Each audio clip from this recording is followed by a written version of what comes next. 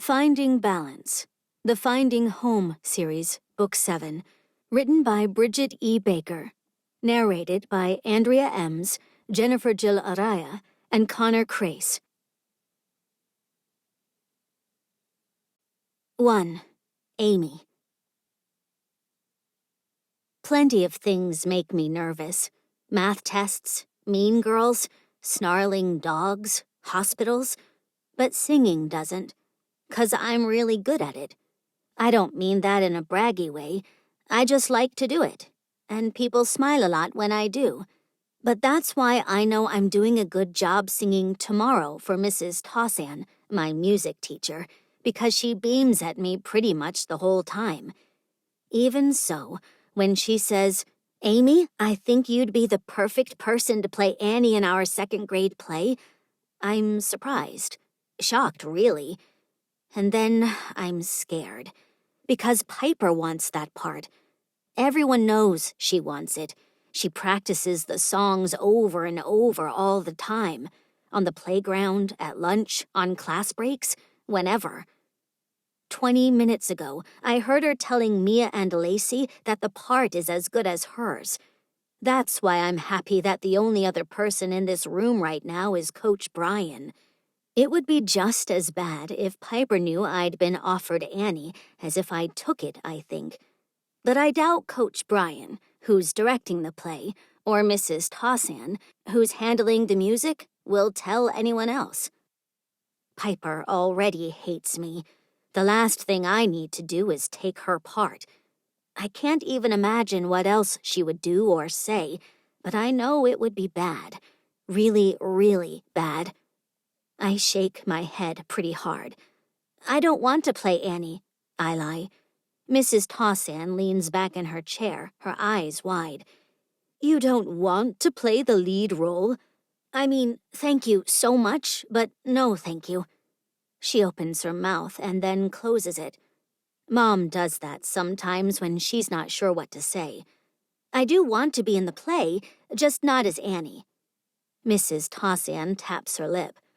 I suppose you could play Grace, the woman who is Mr. Warbucks's assistant. And pretend to love Piper and tell her she's so great? That would not be easy. What role would you like? What role won't make my life harder? What about the mean lady? What's her name again? Coach Brian laughs. You want to play Mrs. Hannigan? His eyebrows shoot up. Really? She gets to boss everyone around, and I like to do that. Mrs. Tossan snorts. Mom says I'm pretty good at it. I glance from Coach Brian to Mrs. Tossan, who are both smiling in kind of a painful-looking way. I have a little brother, I explain. They both start laughing really loud. They must both have little brothers. They definitely get it. Well, if you're sure. Coach Brian writes something down on his paper. Does that mean I'm playing Mrs. Hannigan? Mrs. Tossan shrugs. If that's what you want, then yes. I'm smiling when I walk out the door. I should have known better. Why are you so happy? Piper's slumped against the wall outside the music room waiting for her turn to sing, but she stands up and tosses her shiny brown hair over her shoulder. It's too late, but I frown instead. I'm not happy. One of her eyebrows rises and she frowns back. Her best friends Lacey and Mia stand up too, and they take their places on either side of her. I hope you don't think you're going to be Annie. Lacey and Mia laugh, because Mrs. Tossan would never pick someone who screams like a sheep. Bleats, I say without thinking. Sheeps don't scream, they bleat. Piper's lip curls. Oh no. I better go, I say. I'm sure my mom is waiting for me. Your mom's having a baby soon, right? Piper presses her lips tightly and cocks one hip. I nod. I figured she was, since she looks like a whale. She's really pretty, I say, even though I ought to just walk away. I ignore a lot of stuff she says to me, but I can't let Piper make fun of my mom. Are you worried? Her voice sounds concerned, which scares me. A lot. Piper's never nice. Not to me. About what? I shift my backpack on my shoulders, a little nervous. My first mom died having my little brother Chase, but Dad and Mom both say she's fine. Her doctor is really good. Piper rolls her eyes. Not about that, dummy.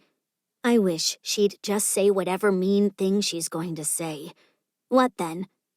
Well, she steps a little closer and pretends to whisper, but it's what Mrs. Tossan would call a stage whisper, which means everyone in the hall can still hear her. They all lean toward us, eager to hear what she'll say next. Once she has a real kid, are you worried she won't like you anymore? I wasn't. Not until right now. Mary hasn't known me a super long time, but she loves me. I know she does. I know she loves me. She can't fake smiling at me or tucking me in and kissing my forehead, right? I'd know. But for the first time, I wonder whether she loves me because I'm all she has. Will she love the new baby more? And if she does, what does that mean for me? Or for Chase? Piper's smile gets bigger. Crap. I should have said something, or denied it, or anything but blinking and staring. My mom will love us all the same. But I don't sound very sure. Probably because I don't feel very sure. I turn on my heel and run down the hall toward the front of the school. The good news is that I push through the front door fast enough that no one in the hall sees me crying. The bad news is that I'm wiping tears off my face when I push through the front door, and my dad is waiting for me in his giant truck, staring right at me when I come out, actually, which means he definitely sees, and there's pretty much no way he's going to let this go. He leaps from his truck, its engine rumbling loudly, and picks me up with both arms hugging me tightly. What's wrong, Button? Hello? Mom's voice calls from inside his truck. Luke? Are you still there? She must have been talking to him on the phone while he waited. He's hugging Amy, Chase yells. We're all here. Hang on 1 second. Dad whispers to me. Chase is right. I'm here, but Amy's upset. Can I call you back? Keep me on, she practically shouts. I want to know what's wrong. Oh no. It's nothing, I say. I fell and bumped my knee. Dad opens the back door of the truck and tosses me up into the seat. He glares. She's saying she fell, but she looks fine, and I think she's making it up. I roll my eyes. There's a girl who isn't being really nice, but it's fine. If you do anything, it'll make her be meaner. Can I talk to you about it when I get home?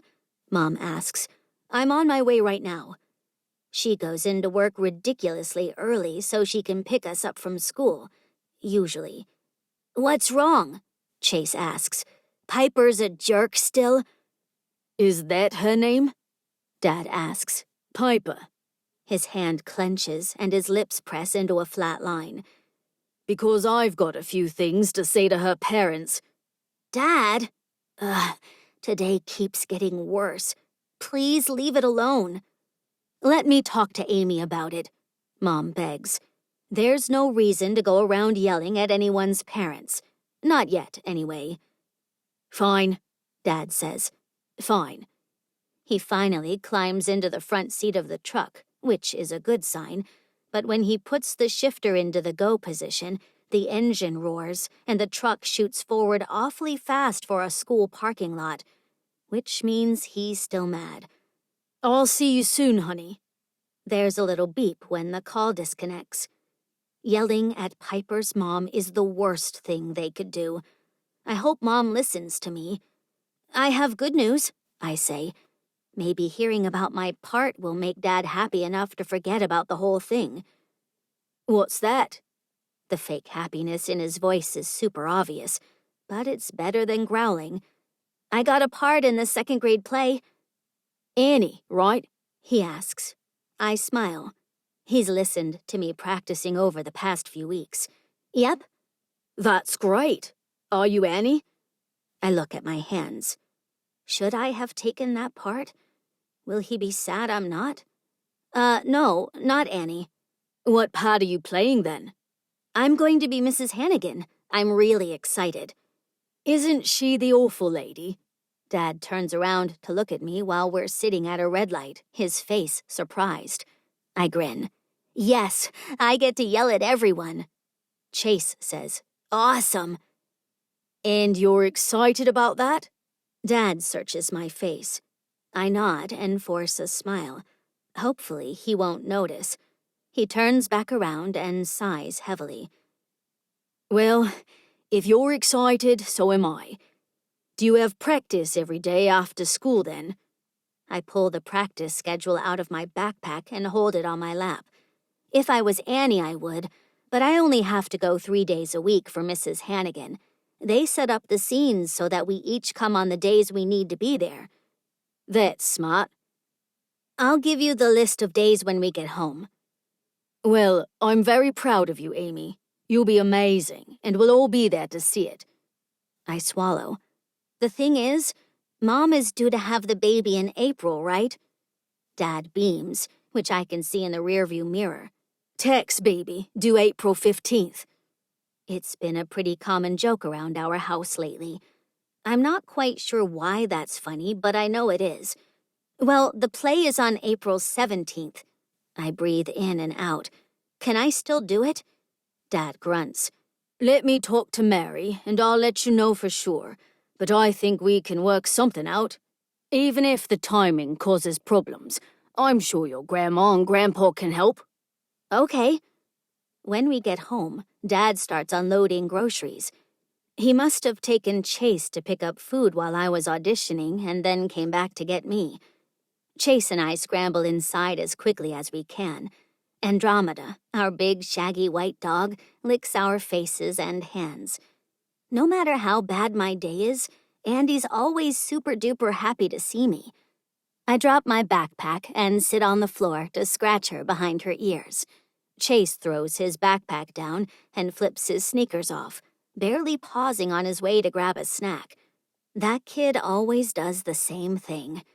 Dad trips over a shoe and almost drops a gallon of milk. Hey, shoes, backpacks, what are we? Animals? I interrupt with a smile that isn't fake. He always says the same thing, but he never really seems angry.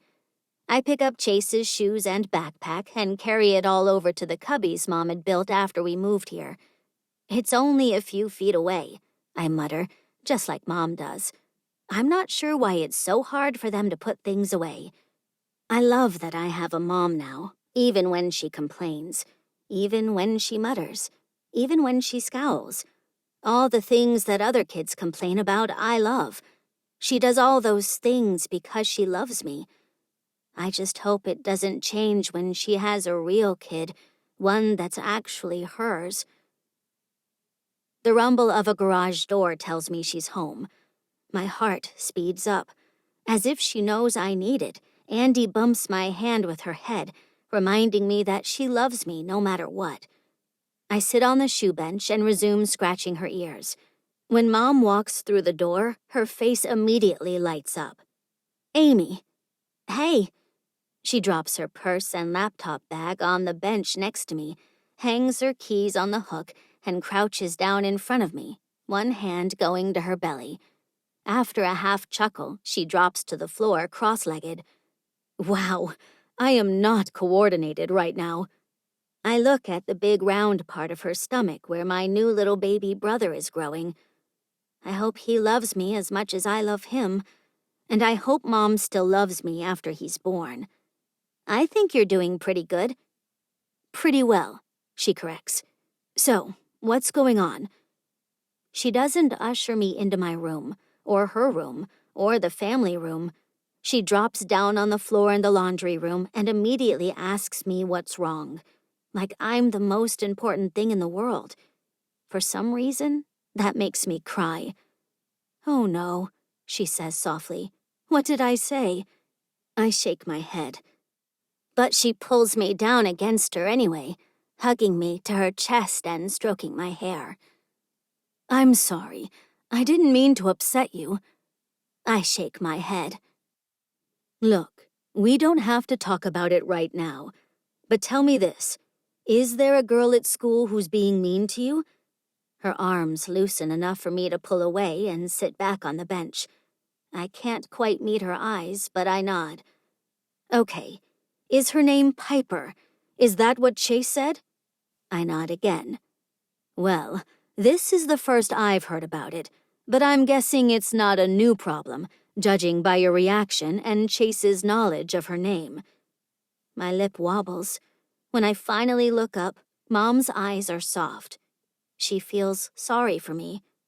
Oh, Amy, if you believe a single word I say, believe this.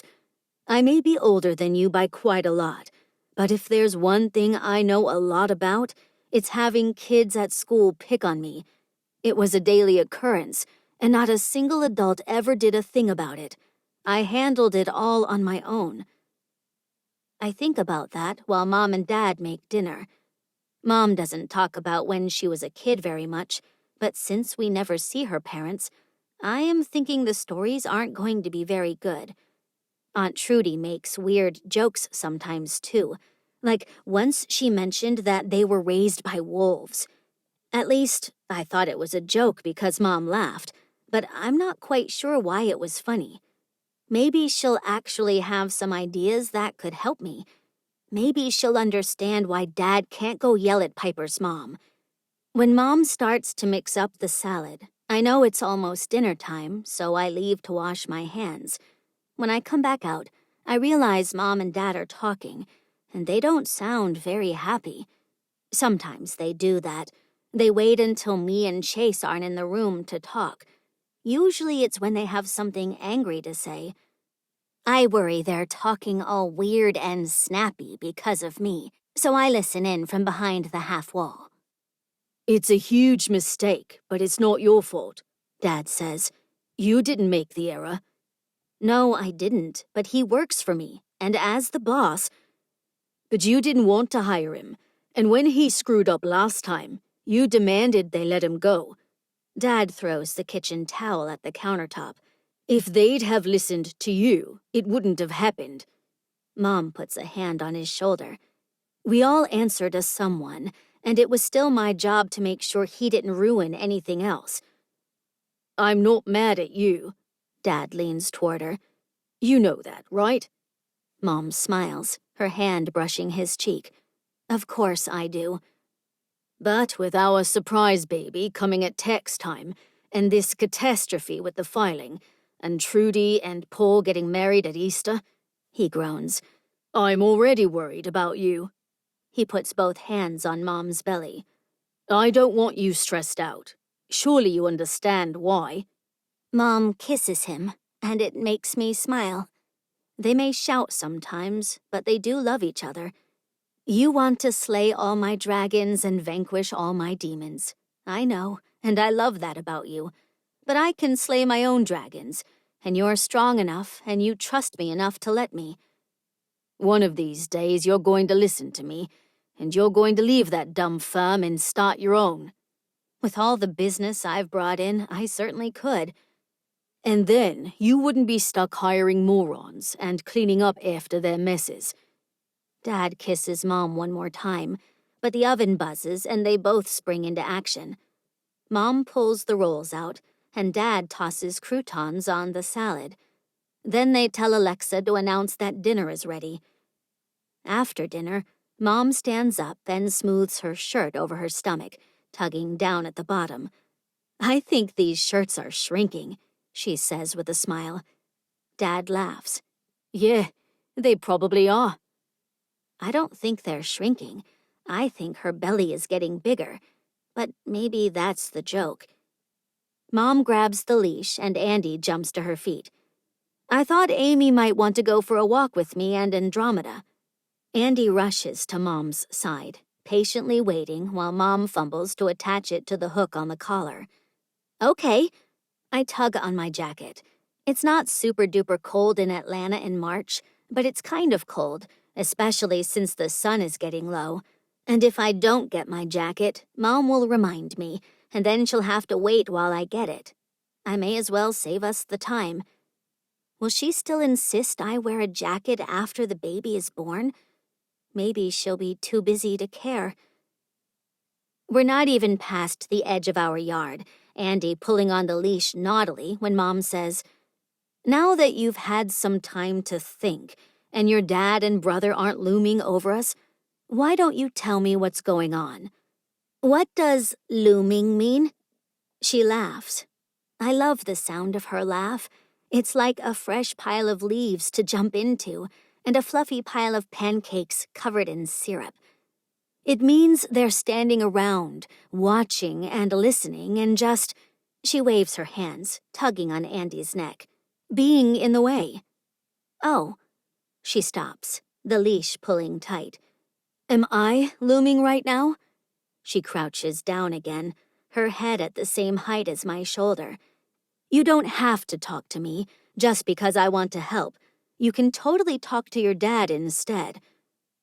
I swallow. She didn't say I could just not talk about it at all, which is what I want to do. It's just that I don't think there's much anyone can do that won't make it worse. "How about this?" Her eyes stare into mine. "You tell me what's going on, and I promise that we won't do anything unless you approve it." I blink.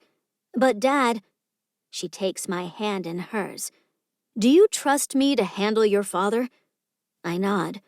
"Well then, tell me what's going on, and I'll make sure he abides by my promise. Deal?" "Deal," I say, and then I tell her. 2. Amy. Mom stands up and starts walking again, in her slow, kind of bouncy, pregnant lady walk, as if she knows it's easier for me not to have to tell her all this while she stares at me. But her face hardens as I tell her the things Piper has said and done. And I don't even mention any of what she said today, about her not loving me.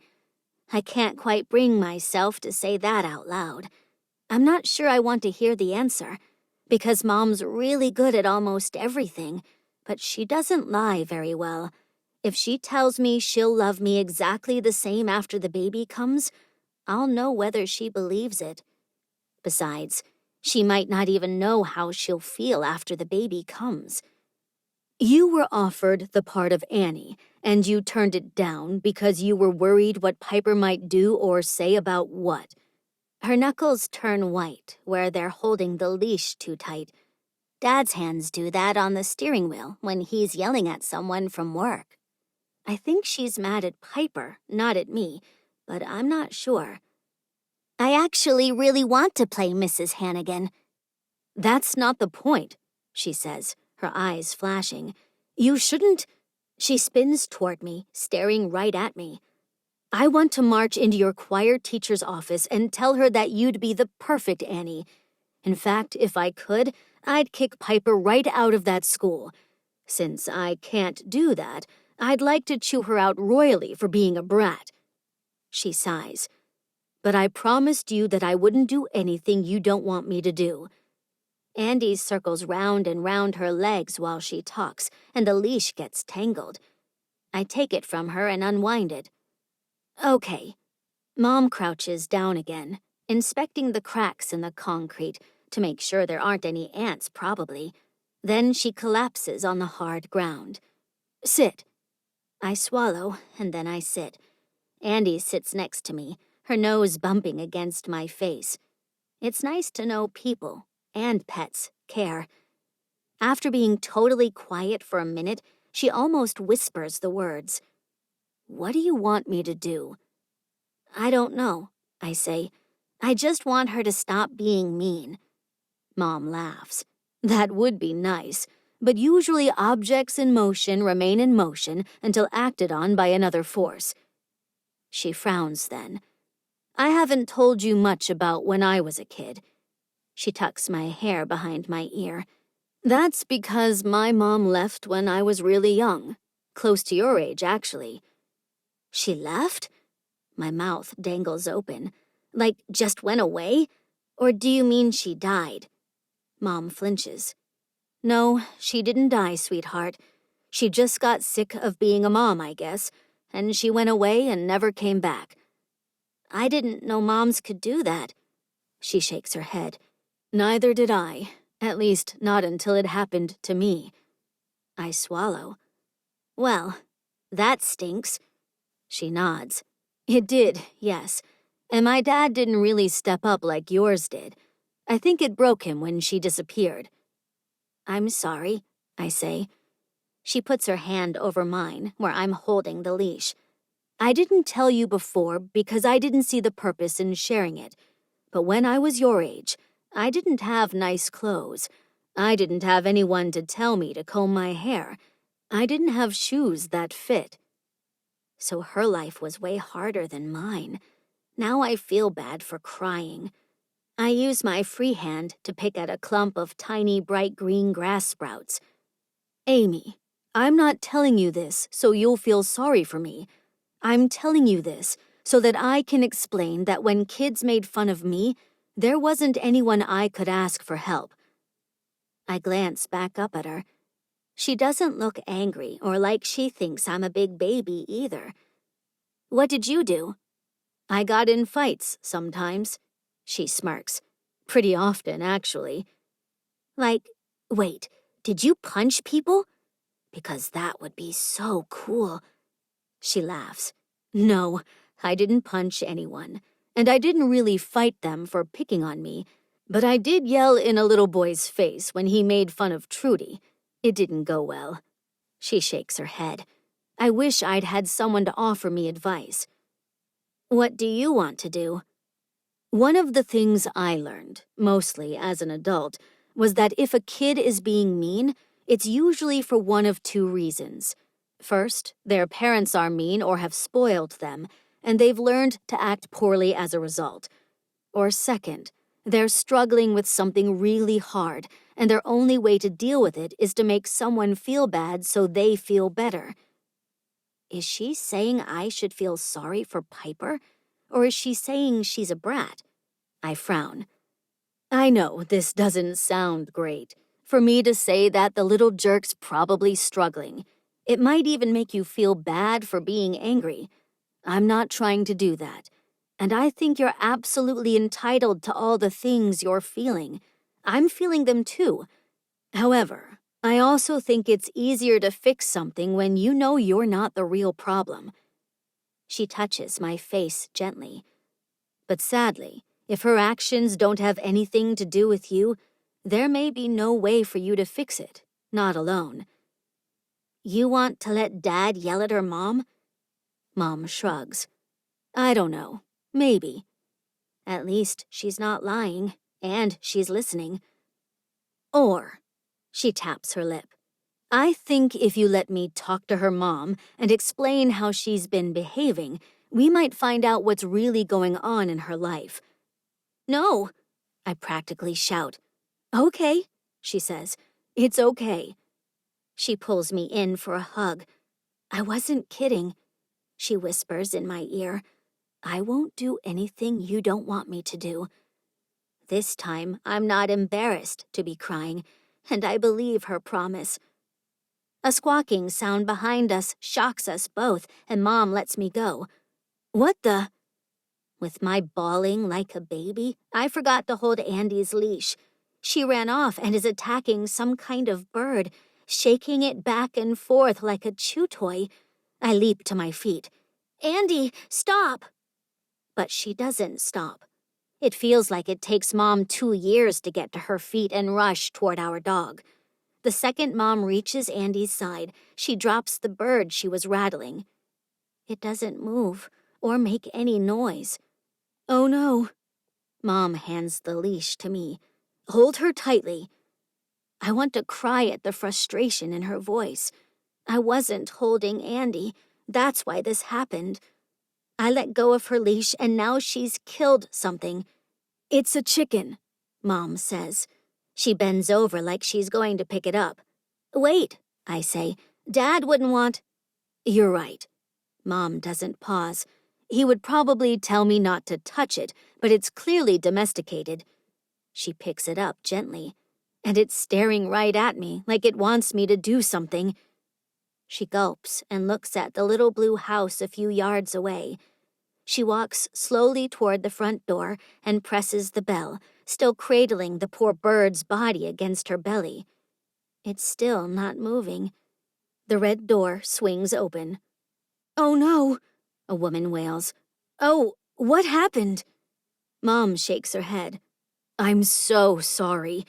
My dog, she was on a leash, but I wasn't paying close enough attention, and she managed to grab your chicken." The woman's eyes fly wide. "Oh no. Oh." She closes her eyes and whimpers. "I am so sorry," Mom says again. The woman breathes in and out and then opens her eyes again. "Well, it's kind of my fault too. She's an Andalusian and they don't like to be confined. Usually she stays in my backyard, but she molted late and I forgot to trim her wings afterward." "I think she might be—" Mom passes her the bird and wipes her hands on her pants, smearing red across them. Gross. The woman examines the limp gray bird carefully. "She's still alive, but I doubt she can survive a trauma of this severity," the woman sighs. "If I had been holding Andy, this wouldn't have happened." "It's all my fault," I blurt. "No," Mom says. "It wasn't your fault at all, dear heart. It was mine. I'm the adult, and I shouldn't have let her leash go." She turns to the woman. "Please let me pay you for the chicken." "I'm not even supposed to have them," the woman says. "The HOA doesn't allow it. I hope you won't report me." Mom shakes her head. "I would never do that. But you have to let me pay you for her. I am truly sorry." Pay for her? Like she's already dead. But she's breathing. Even from here, I can tell her feathers are moving up and down. She's not dead. Not yet. But maybe we could save her, right? Maybe? The woman looks at me kindly, but there's no hope on her face. Dogs' mouths aren't very clean, and her back is pretty badly mangled. I worry that it would be a punishment to her to force any attempt at recovery. Her words sink in slowly. "Wait," my mouth drops. "You're going to kill her?" "It's probably the compassionate thing to do at this point," she says. "It's not." I shake my head. "Maybe she won't die." "We have to at least try." "Amy, I'm sure we can't just give up on her." "Unfortunately, I'm an ER nurse," the woman says. "I'm working swing shift for the next week, so even if I wanted to try and save her, I don't have time to make sure she's eating and drinking or to monitor that she's not suffering from an infection." Mom's shoulders drop. She looks at me for a moment. "What if we did that?" The woman's eyes widen. "You'd take a chicken?" "I mean, I don't know much about them." "You'd need to make sure she's drinking and eating. She can't just be left in the backyard. She'll need to be someplace warm and quiet." "I think we could manage that." Mom glances at me. "The Mannings don't give up easily, do we, Amy?" I shake my head, my heart soaring. "Maybe we can save her. Maybe I can fix this." "If she doesn't eat on her own in the first day, you'll have to hand feed her," the woman says. "And that has to be done every 2 hours. Is that something you'd be willing to take on?" "We'll figure it out," Mom says. "Because even when things are hard, we try to do the right thing." I wonder whether she's talking about the chicken or about Piper. "My name is Lucy. I can give you my number and some chicken feed to last you at least a few days. I had a chicken survive a raccoon attack once. It lost an eye. The ordeal was terrible, but the recovery was much longer and harder than I anticipated. I doubt I'd have done it if I knew what I was getting myself into. I had to hand feed Alpha for weeks, and you'll want to give her plain yogurt for at least the first week. A dropper bottle or wide-bore syringe is the best thing." "What about a kid's medicine dispenser?" Mom asks. We have loads of those. Lucy smiles. That should work fine. Let me know your address and I'll bring some supplies down. But for now, you'll want to put her in a box lined with a towel or some newspapers or magazines. Mom and Lucy discuss a few more details, and then Mom takes Andy from me, and Lucy puts the poor gray chicken in my arms. Its head flops against me, and it makes my heart hurt. It has soft, shiny feathers, except where Andy chewed them up. I walk about 5 feet behind Mom to make sure Andy keeps her distance. So far, she's curious, but not aggressive. I wonder why she attacked the bird before. We're almost home before it occurs to me to worry that I might be covered in blood. Gross. I know Mom will do her best to clean it up, but I wish I wasn't wearing my favorite green shirt. Hey, Mom, do you think if the chicken bled on my shirt that you can get the stain out? You're calling her Mom now? Mom's head whips toward the street where Aunt Anica is standing, hand on her hip. Aunt Anica's frowning, but not at Mom. She's frowning at me. Aunt Anica, I gulp. Andy attacked a chicken on our walk. Now we're going to try and save it. We had no idea you were coming, Mom says sharply. I didn't realize I needed an appointment, Anica says. But I'm sorry if I startled you. I meant to spend the night in Oklahoma City, but I decided to push through. Wait, did you drive here from San Francisco? Mom asks. Straight through? Anica nods. And Mom and Dad aren't answering their phones or the door. They're on vacation, I say, in Hawaii. They just left yesterday. Oh. I'm guessing you didn't tell them you were coming? Mom asks. Not quite the surprise and excitement I expected, Anica says. But I guess I did just show up without any warning. Actually, now that I think about it, I should probably just go find a hotel. Mom glances back at me and my chicken, and her shoulders sag. Don't be silly. I'm sure the kids will be delighted to have you stay with us. Please, come inside. Are you sure? Aunt Anica and Mom stare at each other for a few moments. I'm not quite sure why. Mom tosses her head toward the front door, and Aunt Anica walks toward it. So, you're saving chickens now? She asks, one eyebrow raised. I squeeze the little gray bird gently. I hope so. Because if I'm not saving them, I'm killing them. I'll go put Andy in the backyard and have your dad set up a box in the garage, Mom says. Thanks, good idea, I say. Aunt Anica follows me around the corner and through the side door that leads into the garage. Maybe I can help. Okay. I sit on a storage tub. Mary said to use a box, right? Aunt Anica looks around, snagging a large box from the top shelf of a big black cabinet. What about this? I nod. Mom saves them for stuff like this. You rescue dying chickens often? Aunt Anica half smiles. I swallow. No. Maybe raccoons? Snakes? She looks at me expectantly. No, I mean, mostly we have them in case we need to carry big stuff or go to the mailbox. Mom's always prepared. I gulp when I realize I called her Mom again. Anica sets the box on the ground and opens the flaps. Then she sits next to me on another storage tub. You call her Mom? Yeah. When did that start?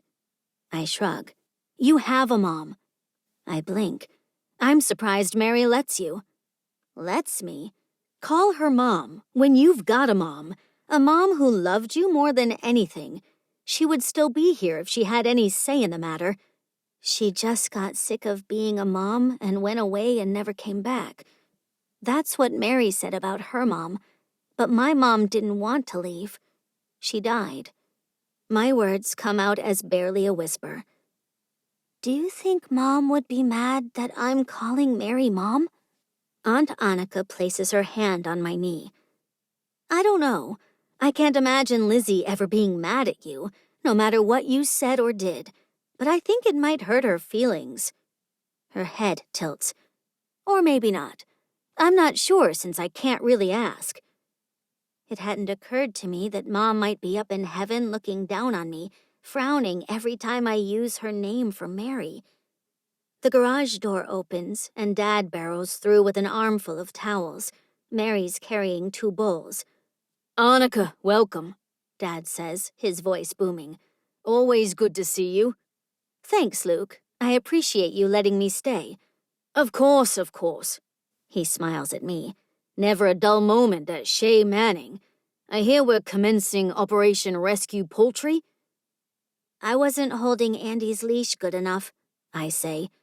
"Mary told me," he says, "and I agree with her assessment. It wasn't your fault, not even a little bit. Accidents happen. This goofy little bird was out when she shouldn't have been, and Andy took it upon herself to protect her 2 favorite people from a perceived threat. Even so, we're going to move heaven and earth to fix her up again, if that's what it takes." "Thanks." Dad spreads a towel across the box Anica opened, and I set the chicken down inside. She fluffs up and lifts her head. "Hey, she's perking up a little," Mary says. "Maybe she wants something to eat or drink," I say. She sets the bowls in the box next to her, but the chicken just settles on the towel and ruffles her feathers again before her head sinks down toward her chest. "Well, that's a dang it," I say. "Lucy sent me some links, and I read up on this a bit while your dad was grabbing the towels," Mary says. "If we press her beak into the water a little, she'll drink. It's an instinct. She needs to drink, especially if she's going into shock, which is common for chickens that have been injured. I dissolved aspirin into her water. Lucy told me how much would be an effective dose, but this little gal needs to drink about half of what's in that bowl for it to work." "Okay." I feel guilty doing it, but I push her head gently into the water bowl. She lifts her head then, bobbing it up and around. "Hey, that worked. I think she was swallowing." Mary smiles. "Oh, good. Let's see if she'll eat any of these." Mary hands me another bowl with worms in it. "Gross," I say. "What are these?" "Lucy brought them with the crumbles. She says chickens love mealworms." "What's this chicken's name?" I ask. "Did she mention that?" Mary shakes her head. "She wasn't named. Lucy just called her the Andalusian." "Huh. Well, you need a name, pretty lady." I stroke her head, and then I press it down toward the water again. "Once she drinks more, we can try worms." "Smart," Aunt Anica says. "Water is the most important thing if chickens really can go into shock." "If Mary said so, then it's true," I say. Dad and Mary look at each other, and I realize that I called her Mary.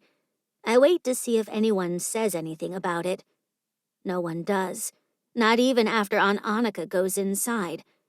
Mary sits with me and holds my hand while Dad cleans out the wound on the chicken's back, but she doesn't mention it. She's silent while she helps me get the water down the little bird's throat and while we hand feed her some mealworms. She's such a cute little gray chicken. Since she's eating a little on her own and drinking when I encourage it, I really hope she's going to be okay. "Hope," I say. "I think we should name her Hope." "That's a great name," Mary says. "This world can always use a little more hope." I know I sure could. I figured my prayers before bed would be about Piper, but instead I decide to use them on Hope. If God only has time to help me with one thing, I'd rather save her than me. But secretly, I hope he has time for both of us. 3. Mary. "I hate your sister-in-law," I say. Luke laughs. "She's always been a bit of a troublemaker, but don't worry about it. It'll blow over, I'm sure." "Amy has been calling me Mom for a year, Luke. A year!" I sink into bed, my feet aching, my back throbbing, my head pounding. Anica's here for 5 minutes, uninvited and unannounced, I might add, and suddenly Amy's calling me Mary. Luke slides into bed and pulls me against him, his hands working out the knots in my shoulders. Today was a long day before she got here, which doesn't help. You're usually the one telling me to be patient with people. Speaking of patience, what did Amy say before Andy lost her mind and attacked that poor chicken? I close my eyes and sink back against him. Basically what Chase did. There's a terrible, spoiled brat named Piper who is making her miserable. I'm sure she's jealous of Amy's poise and intelligence, but it's hard to have perspective on that when you're so young. And? I told her I would let her dictate how we handle it. And before you get upset at that idea, someone treating her this way is making her feel out of control. If we step in and handle things another way, it will only increase her unease and fear, believe me. I did put the idea in her head that this little girl is probably being rude because she's hurting or suffering in her home life. Amy's such a sweet girl. I imagine that knowing that will help. Luke's hands freeze. You're kidding, right? About what? You told her to bear up under the taunting with fortitude. You told her she should feel sorry for the bully. I frown. That's not what I said. I told her I'd do whatever she wanted me to do, and I even suggested that Piper's mother and I should have a chat. I also offered to talk to the school. But I also explained that Piper is likely acting the way she is because Amy's life is better than hers. I gave her action options and insight. Both can be helpful in making a decision about the way to proceed. What I don't want is for her to feel powerless because we barreled in and took over. In spite of her concerns, we'd do just that. She is powerless, Luke says. She's 7. That's why she has parents. I spin around. You think I handled it wrong. I think you're new to this. At being a human? At dealing with spoiled little girls? Or at handling conflict? Which of these things is new to me? Whoa. Luke throws his hands up like he's defending himself from a tiger attack. Easy. We're on the same team, remember? Are we? He laughs then. I love you so much, you crazy mama bear. You know that, right? I might be a little hormonal, I admit. A tiny bit. You think? He smiles. I would never have let her bring that chicken home. I think it's more stress than you can handle, and it's a risk. She's only going to get more attached, and if the chicken lady— Lucy, I say. Her name is Lucy. Okay, but if Lucy, who knows a lot about chickens, thought she should be put down, it was so brave of Amy to want to save her. And I think doing something can be therapeutic. Besides, she didn't think she should be put down, she just didn't have the time to commit to trying to save her. And neither do you. He eyes my stomach pointedly. But that's fine. We can give both the chicken and the brat a few days to see which direction they head. But you need to consider that she may need a little more parental intervention than fierce, independent little Mary had at her age. You may have decimated your foes with a single stroke of your broadsword, but Amy's not exactly the same as you. And she doesn't need to be. She has us. She's not the same as me. He doesn't say this, but it hangs in the air. She's not even related to me. In case I'd forgotten, that has been made very clear to me today. I just hope you're not implying that I'm handling this differently because she's not my daughter. Because I would set this town on fire for her. Luke wraps his arms around me and pulls me back toward his chest. I know you would, and it may yet come to that. But for now, sheathe your horrifying claws. At least she opened up to you. That's a good thing. I toss and turn half the night, wondering whether I gave the right advice, and wondering whether I made a mistake with that dumb chicken. When my alarm goes off at 4:45 the next morning, I groan. Should I get up too? Luke asks blearily. I shove him back toward his pillow and answer, why should we both suffer? I check on Hope before I leave for the day. She's listless, not even lifting her head when I come into the garage and turn on the lights. Hey there, little chicken. You may not know this, but the little girl who insisted on bringing you here, well, she's had a rough life so far. Her mother passed away, and I think that may be part of the reason she needs you to survive this so badly. So I need you to really try, okay? Hope shows no understanding, possibly because she's a chicken and can't speak English. Or it could be that she's in pain and needs more aspirin water. After all, if my back was in constant agony, I wouldn't eat either. Okay, little girl. You're not going to like this, but I need you to drink more of this water. It takes almost 20 minutes, but I get the aspirin water into her. I text Luke so he knows when I dosed her, the dosage amount, and when to redose. Between the tax disaster Patrick made at work, general tax season chaos, this pregnancy, and Trudy's wedding, I did not need to add rehabbing a chicken to my list. But Amy needed it, and that comes first. Always. I just hope it doesn't die and break her heart.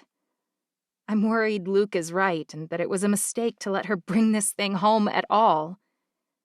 After losing a mother, it felt like she was brave to want to save this chicken. But if she fails... I shake off my concern and get in the car. Nothing to do about it right now. Which doesn't keep me from fretting all the way to the office. I spend the next 2 hours trying to find a way out of the mess Patrick made. When I finally find it, I want to break something. I found a solution, but it's still going to cost Lit Up an extra $200,000 over the next 3 years.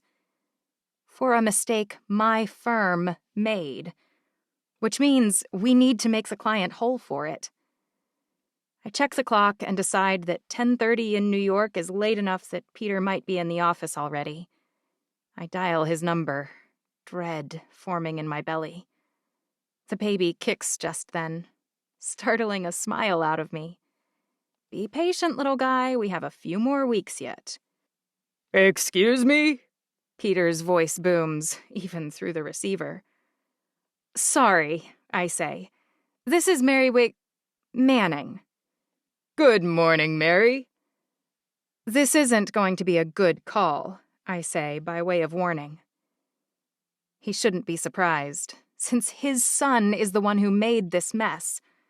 But he's still utterly silent while I walk him through what happened, including the erroneous election and the fiscal impact on our client. He didn't become lead partner by accident. He immediately understands the ramifications. You want to offer the client compensation? I do. In addition to being the right thing, it's also exactly what we'd do for any other client to whom we did this. But this is your husband's company, isn't it? His voice is sharp. It is. That's a bit of a conflict of interest, I'd say. You didn't say that when I brought them in as an account. Their business alone is equal to 1/10 of the Atlanta client roster. I can't believe he's insinuating that I'm trying to force the partnership to do something we wouldn't do for any other client. They weren't about to cost my firm $200,000 when you asked to bring them on. They could sue us, and you know it. They'd win lawyers' costs, fees, and the same sum I'm requesting. Unless... Unless what? You could convince your husband not to sue. Your son was responsible for the entire mess, I snap. You and I both know it. So here's the bottom line, Peter.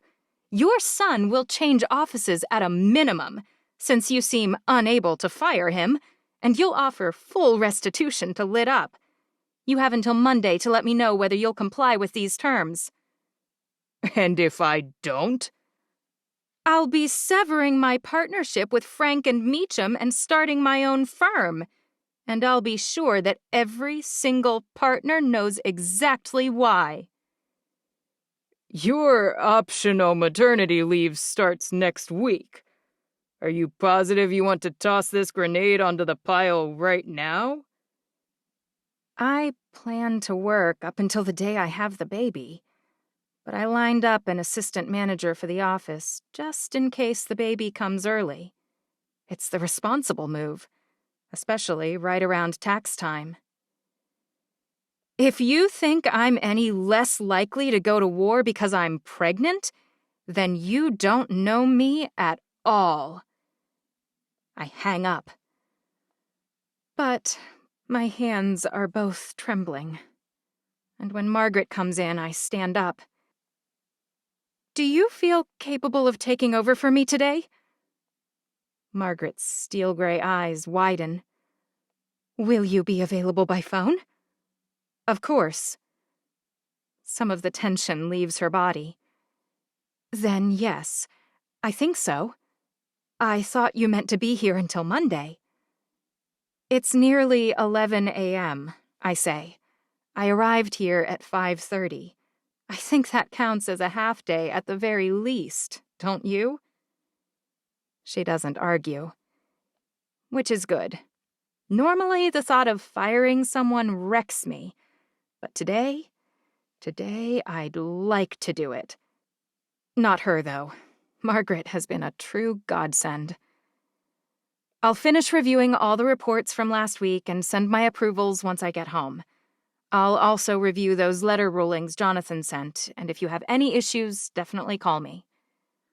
Thanks, she said. That will be perfect. See you tomorrow.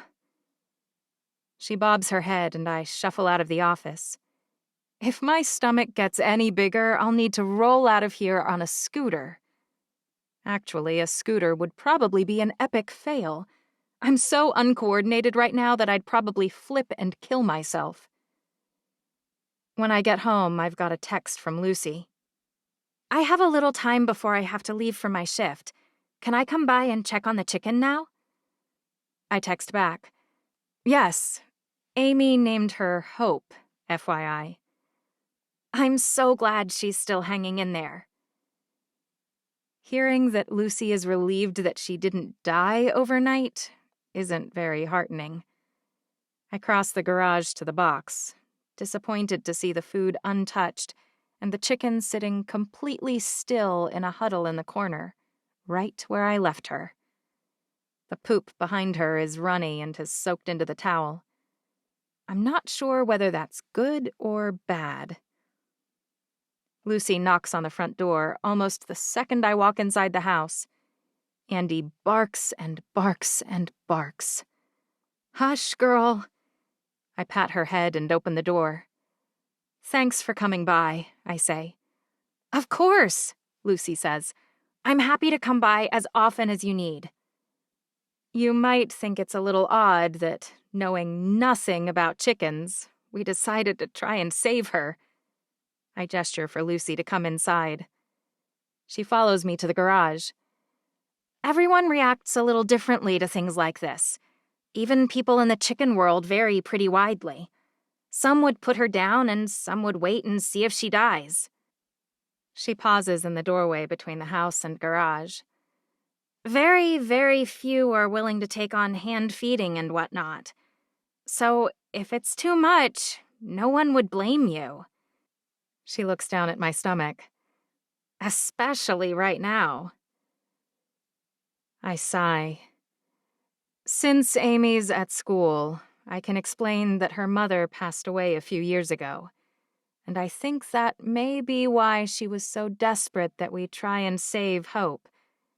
It's also the reason I was reticent to turn her down. Lucy's eyes widen. Oh no, I'm so sorry to hear that. Her eyes soften. And now I'm really concerned about Hope's chances. She gestures toward the side storage area. Is she in the box? I nod. What do you think her odds are? Lucy takes a moment to look Hope over and then shrugs. It's hard to know, but with a dog bite that looks as nasty as that one... Not good, I take it. She lifts Hope from the box to inspect her and then sprays on more Vetricin. Oh! I can't quite help exclaiming. Look! Beneath where Hope had been sitting, there's a white egg. Lucy smiles. Looks like she laid. That's good news, right? I lean over and pick it up. Not really. It's probably the last one she'll lay for a very long time. It takes about 24 hours for their bodies to make an egg, so this would have been formed before the attack yesterday. Her body's just purging it, so don't read much into it. Dang. She's lethargic. Lucy sets her back in the box, shifting the food so it's in her easy line of motion. Has she been eating on her own? She ate a few worms last night. Since then? I shake my head. I'm terribly afraid Luke was right. I should have held firm and let Lucy deal with this poor, sweet little girl. If she doesn't eat soon... Luke told me he picked up plain yogurt. It's in the fridge, in case that helps. I feed mine yogurt pretty regularly, and it's a treat. Maybe it'll be the motivation she needs. I bring a bowl out, but Hope doesn't move. If anything, she looks more exhausted from her medical exam. You've been dosing her with aspirin water? I nod. Well, at this point, we have two ways we can go. Chickens don't have a strong drive to live, like humans or even dogs or cats might. If she's not eating, it's unlikely she will start on her own. What do you mean, on her own? I gulp. Well, my chicken that survived that raccoon attack. Lucy sighs. I force-fed her for almost 2 months. 2 months? My hands go unconsciously to my belly. I can't do that. Lucy's lips compress, but not in judgment. She gets it. I don't have time either. Amy, she's probably too young to do it herself. It's pretty frustrating and requires a significant amount of coordination. Here, I can show you. She crouches down. To do it right, you need to hold her head like this. She places her palm at the base of the back of Hope's head. You force her beak open with your free hand and hold it in place. Then use a syringe to squirt yogurt or a spoon to put softened feed pellets in her mouth. But will she swallow? Luckily, that's a reflex. But you have to feed her about every 2 hours during the day, since their crops can only process so much at a time. Crops? It's confusing, and the whole thing leaves me very defeated. Lucy touches her throat. The crop is a sac at the bottom of her throat. It sort of regulates how much food their stomach can get at a time so they don't overload. But if you overfill the crop from force-feeding too much, she can get a sour or impacted crop. Great. I could kill her trying to save her. Lucy's right. This is too much. I open my mouth to tell her, never mind. Maybe she'll still deal with it. But then I look down at Hope's sweet little face, her dove-gray feathers so soft. And I think about Amy, her tender heart yearning to fix this. It's not her fault. If anything, it's mine. But she thinks it's hers. Force-feeding a chicken every 2 hours would be moronic. More than I can handle. Too much. And yet, I find myself asking Lucy to show me how much Hope should be eating and how exactly to give it to her. 20 minutes later, I've fed Hope her first meal of yogurt and aspirin water and a little pellet mash. It was messy and frustrating. My back hurts and my hands are trembling, but my heart has expanded. Nothing that's worth anything in life is easy. I better go, Lucy says. Thank you, I say. I'll go by the feed store and see whether I can buy everything on the list you made. Without your help, we wouldn't have a chance. Lucy's face is kind. Without me breaking the HOA rules, you wouldn't be in this situation. I'm really sorry about that, too. I feel like I've made your life much harder. Maybe I should have said no. I smile at her. Decisions when kids and pets are involved are hard. What I wouldn't give for a crystal ball. For what it's worth, it really looks like you're doing a lovely job of filling some pretty big shoes. The second I close the door, tears pour down my face. She has no kids herself, and she hasn't seen more than a moment of our lives. She's hardly an expert on the kind of job that I'm doing with Amy and Chase. But the fact that she thinks I'm doing a good job helps more than it should. I think, even with my reservations, I wasn't prepared for quite how hard it is to be a parent. You never know if you're making the right decision. You worry constantly, and you never get a break. Never. But being Amy and Chase's mother means more than anything else I've ever done. I'm struck at the same time by complete bafflement that my mother could ever leave us, and unwelcome insight into Peter's reticence to let me fire his idiotic son. But denying our children the right to experience the consequences of their actions, denying them experience with real life, it's no favor. Which is why I'm going to fight for this little chicken with all I've got. And if she dies, Amy and I will face that together. My resolve is firm when I go back inside. Morning, a groggy voice says from the other side of my open fridge door. I startle. I had completely forgotten that Anica was staying with us. Yet another delightful addition to my life. Good morning. I glance at the clock.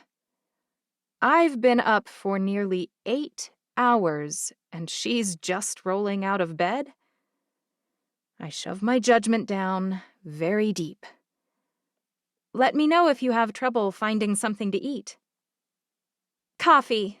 All I need is coffee. I point at the cabinet where we keep the instant coffee. Check there, or if you want to make a pot, that's fine too. I point at the coffee maker. Thanks. Anica half frowns.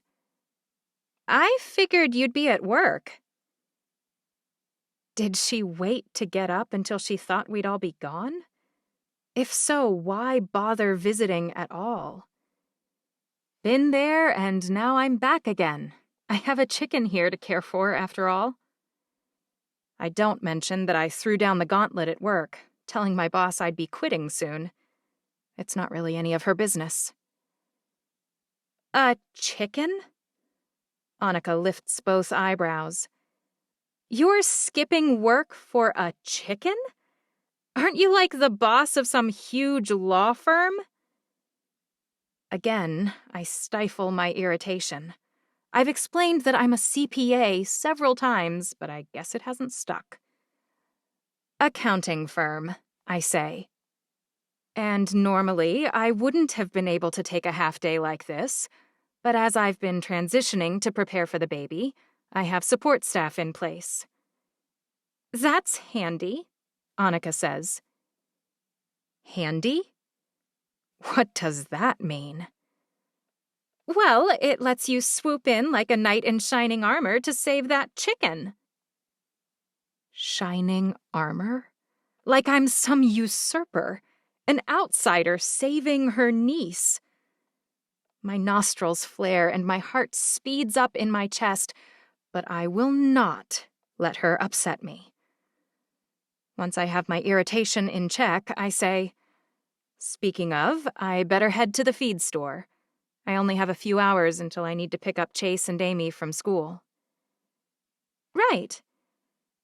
Anica starts to brew a pot of coffee. A whole pot. She either plans to drink an awful lot, or she's a little too good for instant coffee. What's wrong with me? I never drink instant either. I shake my head. Clearly, this pregnancy and work drama is making me defensive and crabby when I should be opening my heart. This poor woman lost her sister to something outside of anyone's control, and watching me here with her brother-in-law and children, well, it probably feels to Anica like her sister has been replaced. That can't be a great experience.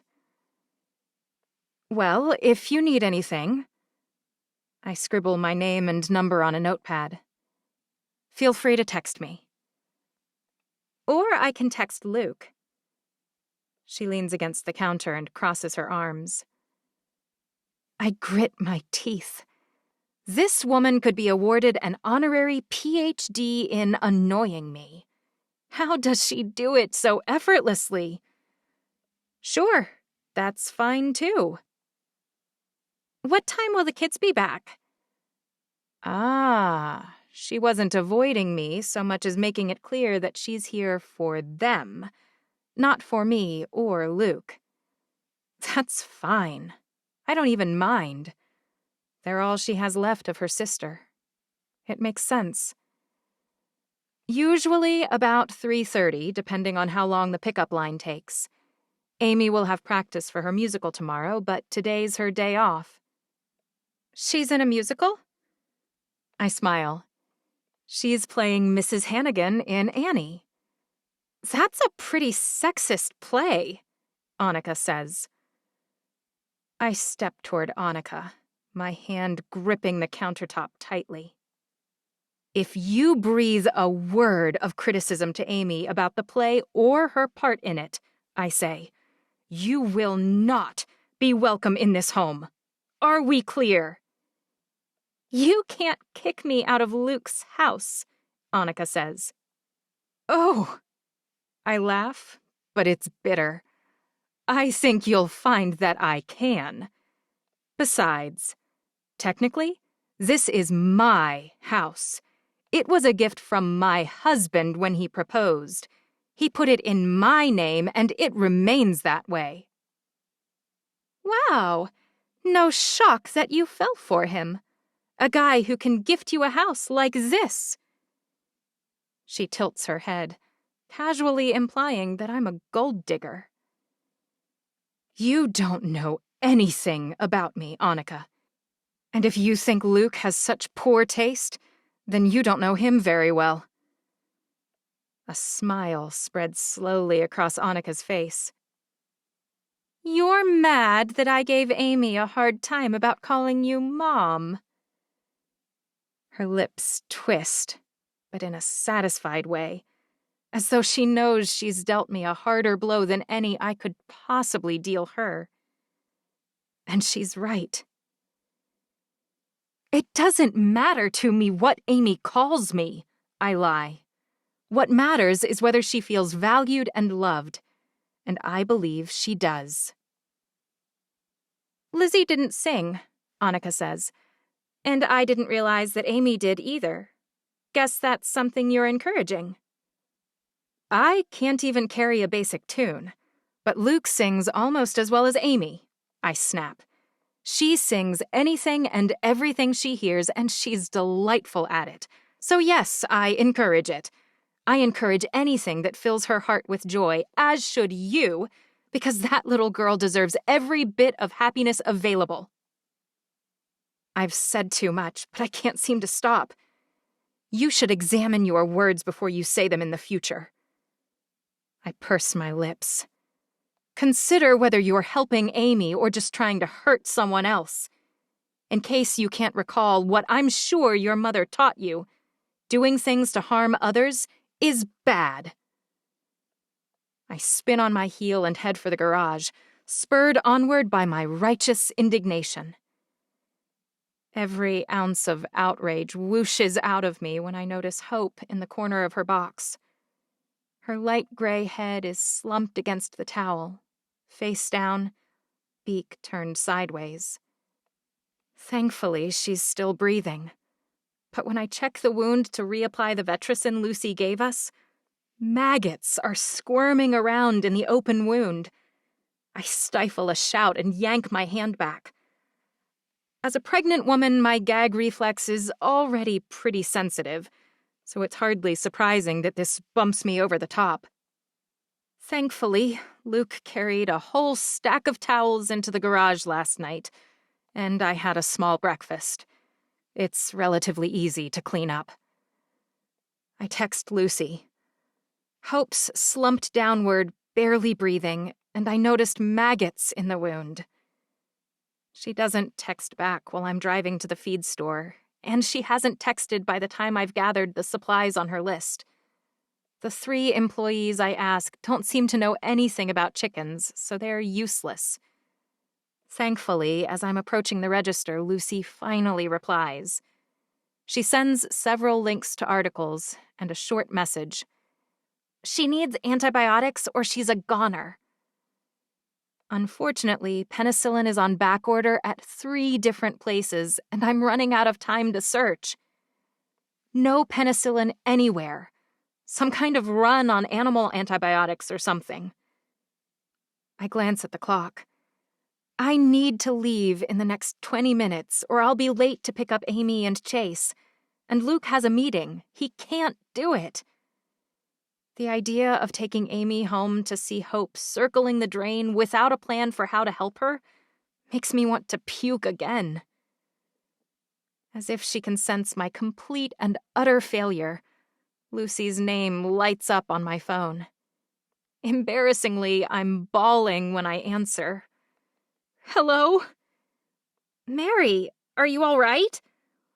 I can't just let her die, but I can't find any penicillin. I'm such a failure. I hiccup. So much for her not realizing what bad shape I'm in right now. If I can't handle a chicken, how will I survive a baby?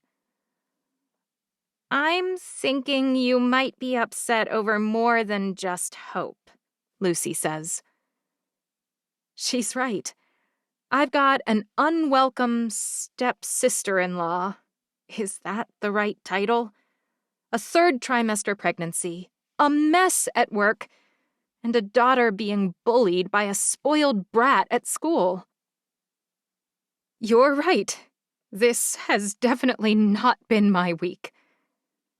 Okay, well, have an employee walk you down the aisle and tell me what other antibiotics they have, and make them check everywhere. There should be a few that don't require refrigeration. I imagine they'll have something we can use, even if it's a Hail Mary.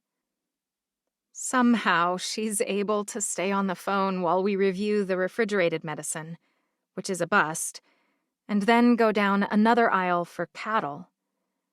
Noramycin? Lucy stops me. What does it say beneath the brand name? How does she know it's a brand name? I look lower on the bottle. In parentheses below the bright blue lettering, there's a long word. It says oxytetracycline injection. Does that help? Ah, yes, we can use that. It'll have to be a super tiny dose, but let me look it up. Can you send me a screenshot? Luckily, swing shifts are extra nurses for when things are at their worst, but today's not too busy, so I have time to look at this. If it stays slow, I can probably break away in time to come check on Hope after dinner time tonight. I'll bring some syringes and do the first injection so you can do the rest. A shudder passes through me at the thought of poking that poor little bird and shoving chemicals into her broken little body. But the maggots, ugh. Okay, I say. Thanks. I'm not entirely sure Hope will survive that long. But I pay another $20 for medicine for this long shot anyway. You said this was for a chicken? The lady with a side ponytail at the register pops her gum.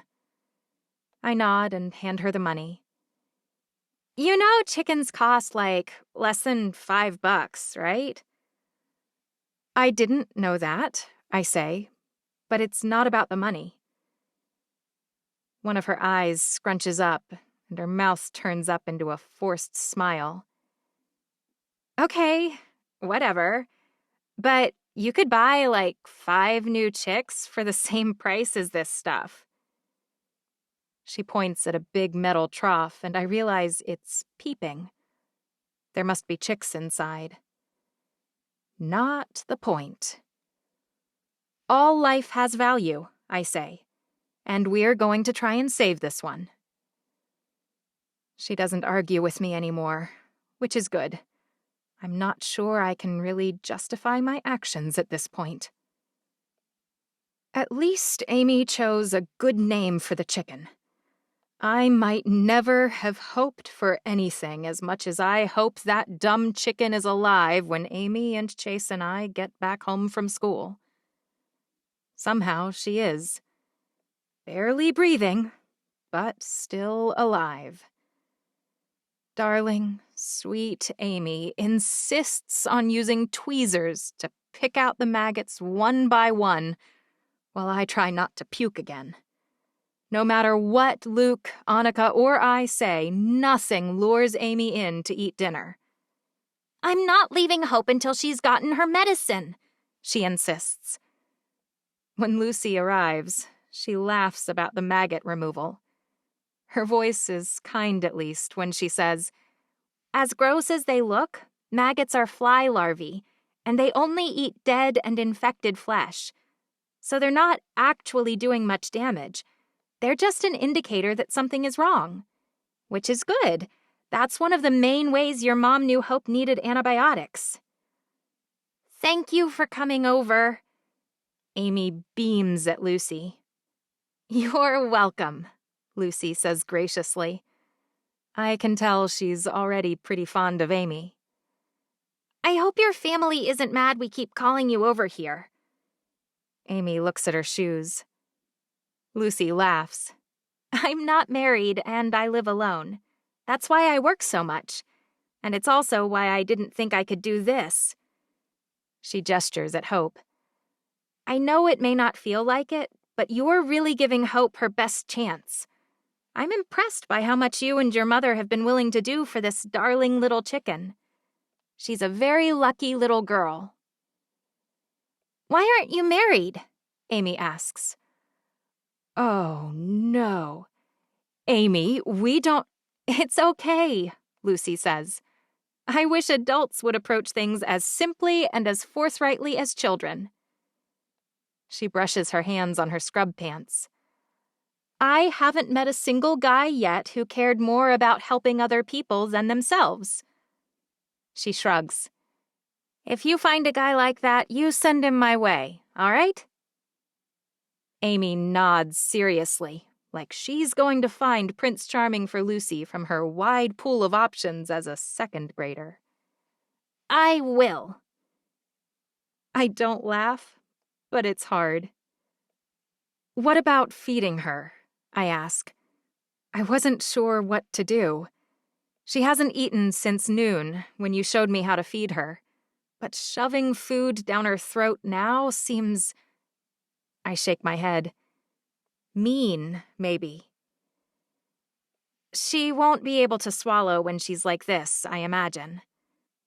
Lucy strokes Hope's neck and back like Amy has been doing.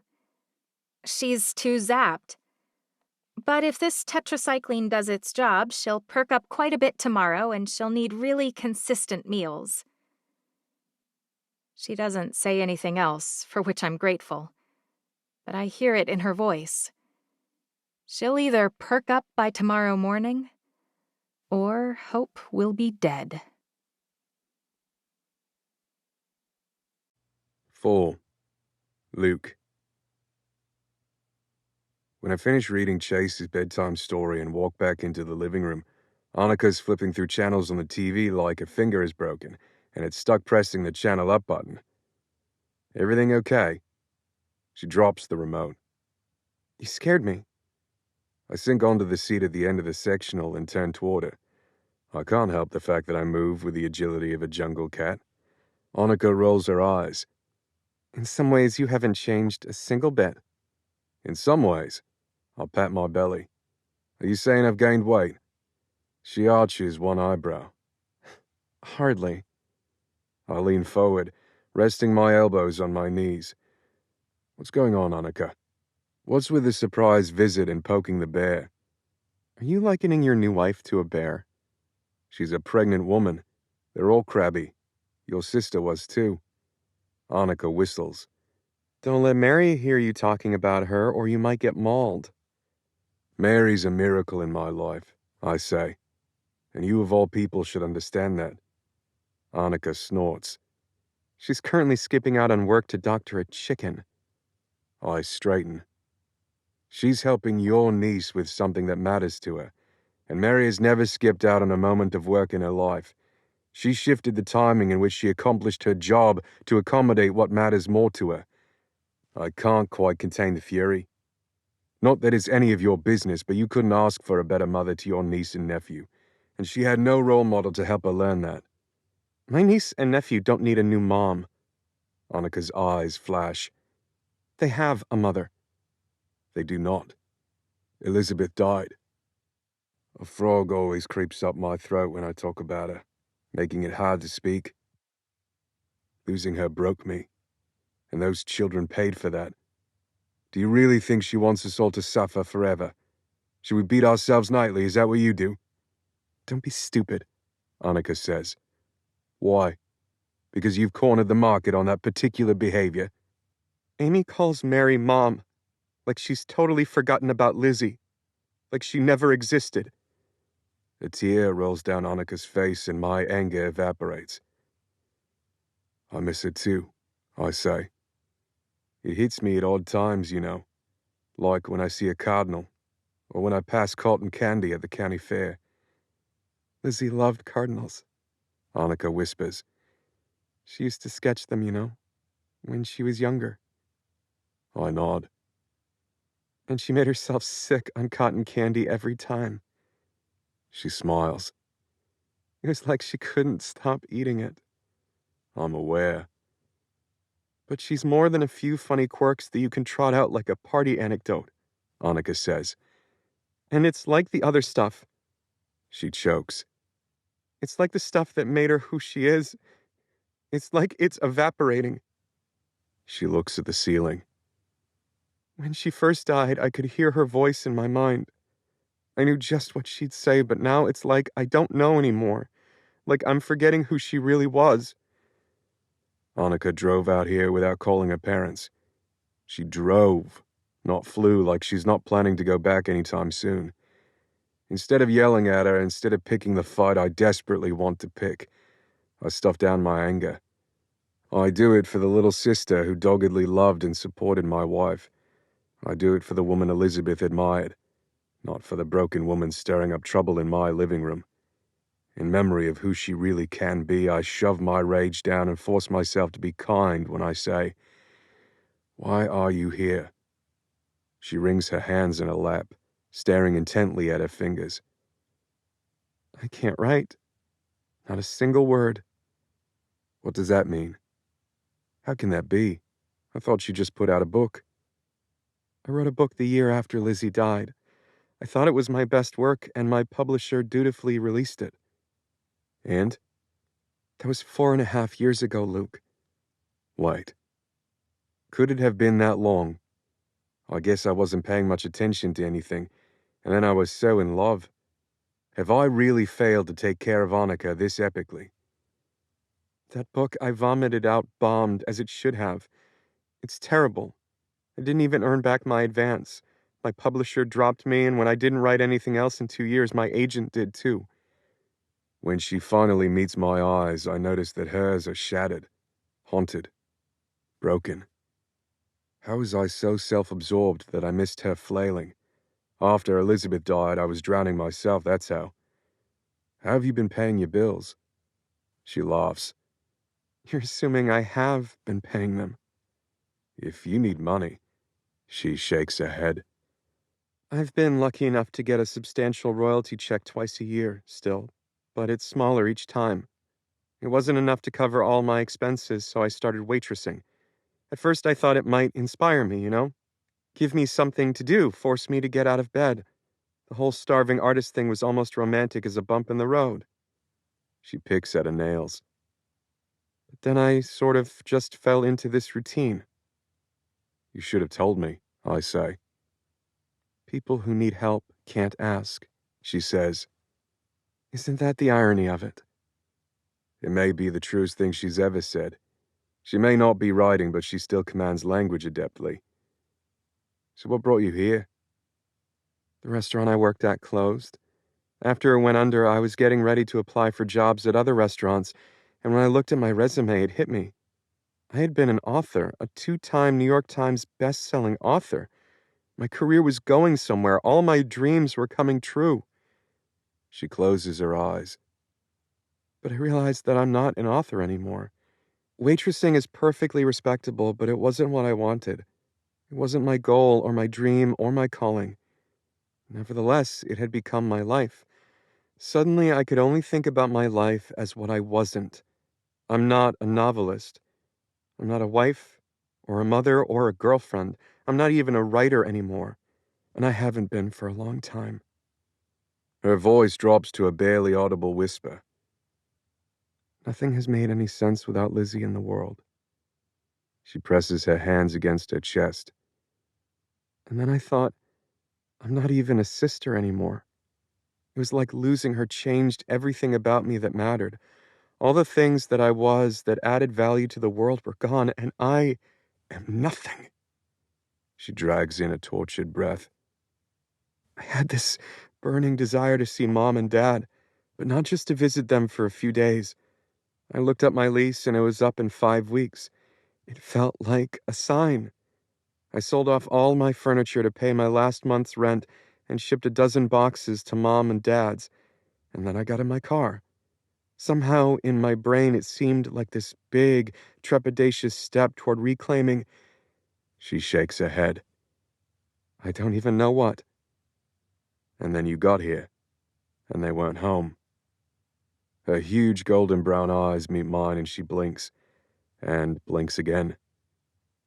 "I didn't know what to do when my first grand plan, just to do something, didn't work. So she drove here, the only other place with a connection to Elizabeth, and she heard Amy calling Mary Mom. It finally makes sense. Maybe Mary's right. People who are being awful are usually hurting badly themselves. I wasn't kidding when I said you're welcome here." Anica's smile is nearly identical to Elizabeth's, but instead of gutting me like it would have a few years ago, the similarity warms my heart.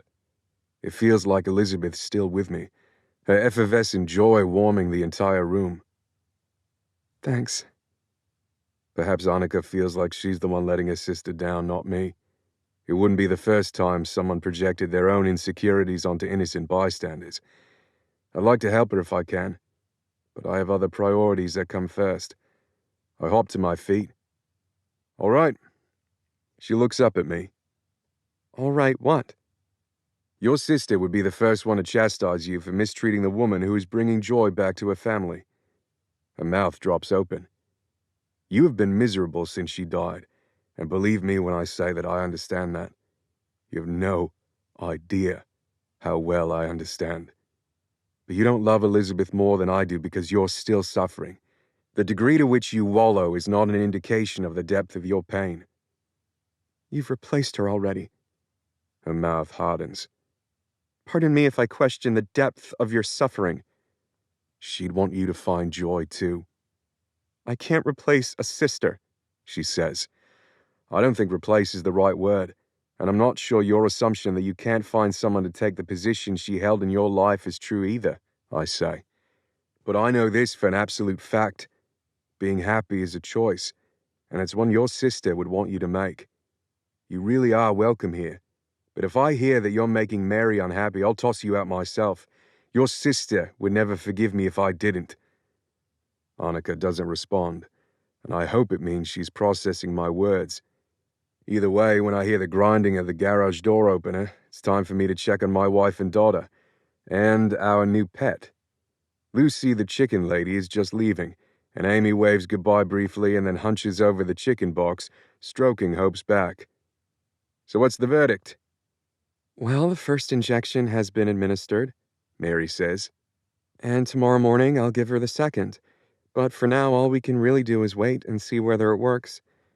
And hope, Amy says. Which is why that name you chose is brilliant, I say. Lucy said I wasted my time picking out those maggots, Amy says. Huh? Mary cough laughs.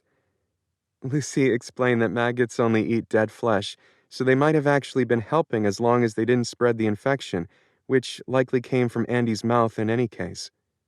You're saying I didn't wash the wound well enough? I pretend to be offended, but I'll gladly shoulder the responsibility for it if Amy feels better as a result. I'd do most anything to spare her guilt. My darling wife rolls her eyes with forced playfulness. You Mannings are all desperate to take the blame, aren't you? You're no better, I say. Mary brushes her fingers across the top of Amy's head. I know you're worried, but it's time for bed, little one. Just as Hope needs her rest, so do you. Can you show me tomorrow? She looks up at Mary, pleading with her eyes. Can you show me how to feed her? It's hard, Amy. You have to hold the food and the chicken just so. I can do it. Her lip juts out, and I wish Anica was in here watching the interchange. Amy's polite resolve is classic Elizabeth, and I can finally enjoy the echoes of it without being pained by the memories. Sure, Mary says. Yes, I'll let you help me tomorrow after school. She's exhausted, and I want to do something about it, but I'm not quite sure what to do. After Amy's asleep, Mary finally takes a bath and climbs into bed herself. You all right? Mary covers her face with her hand. It's been a very long day. She explains about her ultimatum to Peter. Bravo, I say. Finally. I get it, she says doggedly. Why he wants to protect him, I mean. I would never be able to fire Amy. I shake my head. You would. Her eyes widen like I slapped her. How can you say that? She bristles when I wrap my arms around her, but I ignore it. You love her enough to do what's best for her. When your kid messes up, you need to tell them. Your job is to teach them how to make things right. You do that for Amy because you care more about her than you do about avoiding uncomfortable situations. Your boss is a coward. You did the right thing today. What if I lose my job? I laugh. You're the only one who would be sad about that. I'm not the kind of woman to sit around the house and arrange flowers or clip coupons. Her voice could cut glass. Don't I know it? I chuckle. Mary, if you lose your job, it was for all the right reasons, and you'll call any of the other accounting firms in town and get a new one immediately. Or you'll start your own firm, and Lit Up will be your first client. But... I press one finger to her mouth. You're the best thing that ever happened to Frank and Meacham, and they're smart enough to realize that. Don't worry. Okay. Besides, a few weeks off when you're about to have a new baby wouldn't be a terrible thing. I guess not. She leans back against me, and I know I'm forgiven. So, what are we thinking about this chicken business? Mary's laugh is half cry. I spent over $100 on chicken junk at the feed store, and I doubt she'll survive the night.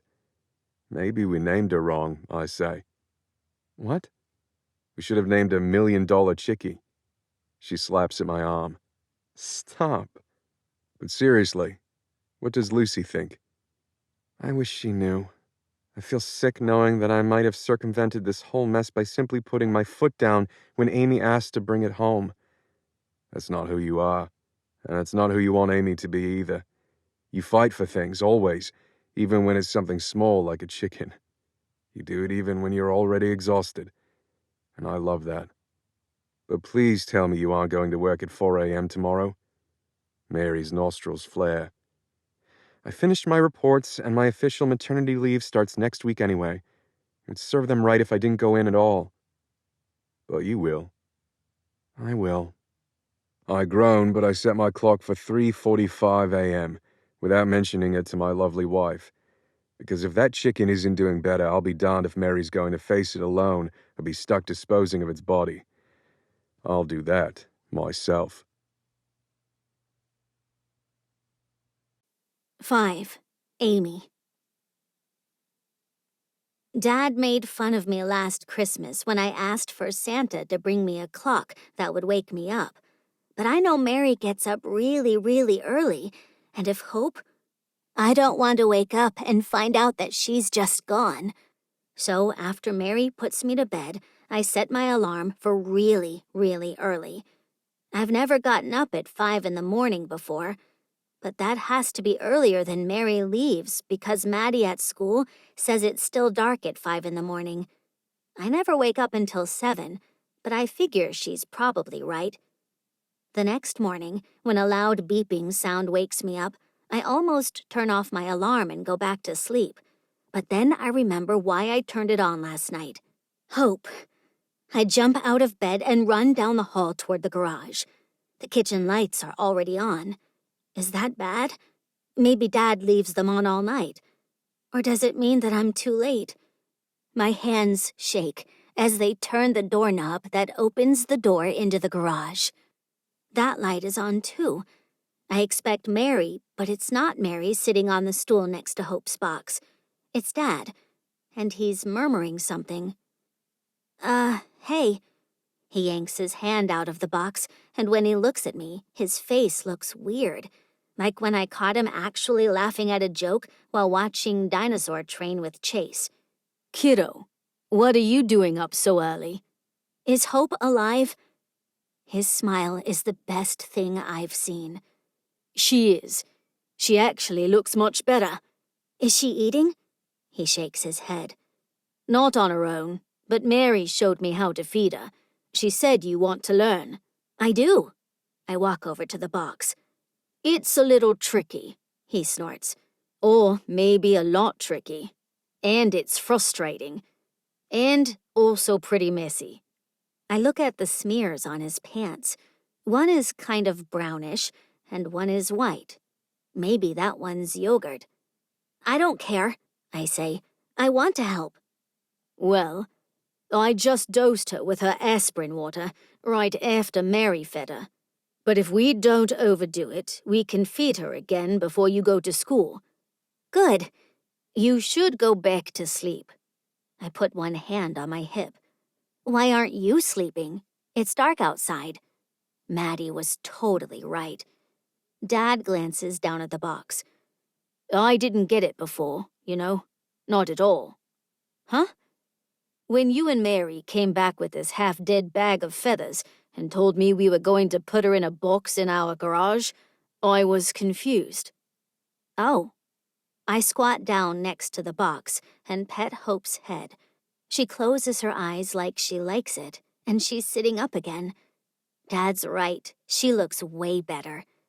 After helping care for her today, I think maybe I do. It's comforting somehow, doing something for a critter that can't care for itself. She's sweet and she's in trouble. And even if it's messy, taking care of her is oddly rewarding. You like her, I smile. I do. Dad strokes her wing. Much more than I expected to. Oh, good. Then if she lives, can we keep her? Dad laughs, and Hope actually jolts a little. Then she fluffs up and settles back down. Is that a yes? It's a maybe. I'll take it, I say. Dad smacks my leg.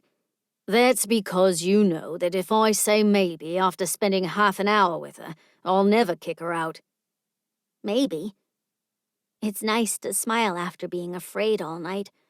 I whisper, "You're going to be all right, little girl." Let's not get ahead of ourselves, Amy. Why? I scrunch my nose. Why do people say that? Isn't it good to get ahead? He groans as he stands up. You ask too many questions. You only get crabby when you don't know the answer. He picks me up under the armpits and spins me around. And you're too smart for your own good. Now go wash your hands and go back to sleep. I'll wake you up in an hour so you can try and feed this mite-bitten bag of feathers. He puts me down. What are mites? Tiny bugs that live on birds underneath their feathers, Dad says. It's like lice for birds, but I would strongly recommend you avoid Googling it. Some of the images online are downright horrifying. He shudders. Hope doesn't have mites. Or at least I hope she doesn't. Right? He laughs. No. Now go to bed. I can't sleep, of course. So when Dad comes to my room in an hour, I'm dressed and my teeth are brushed. I'm ready. You didn't go back to sleep, did you? I shrug like Mary does sometimes when he already knows the answer, and then I walk past him. Feeding Hope is hard, and it's messy, and I get frustrated. But I do manage to get a few bites of pellets and a little yogurt down her throat. Dad makes her drink a little, and we call it good.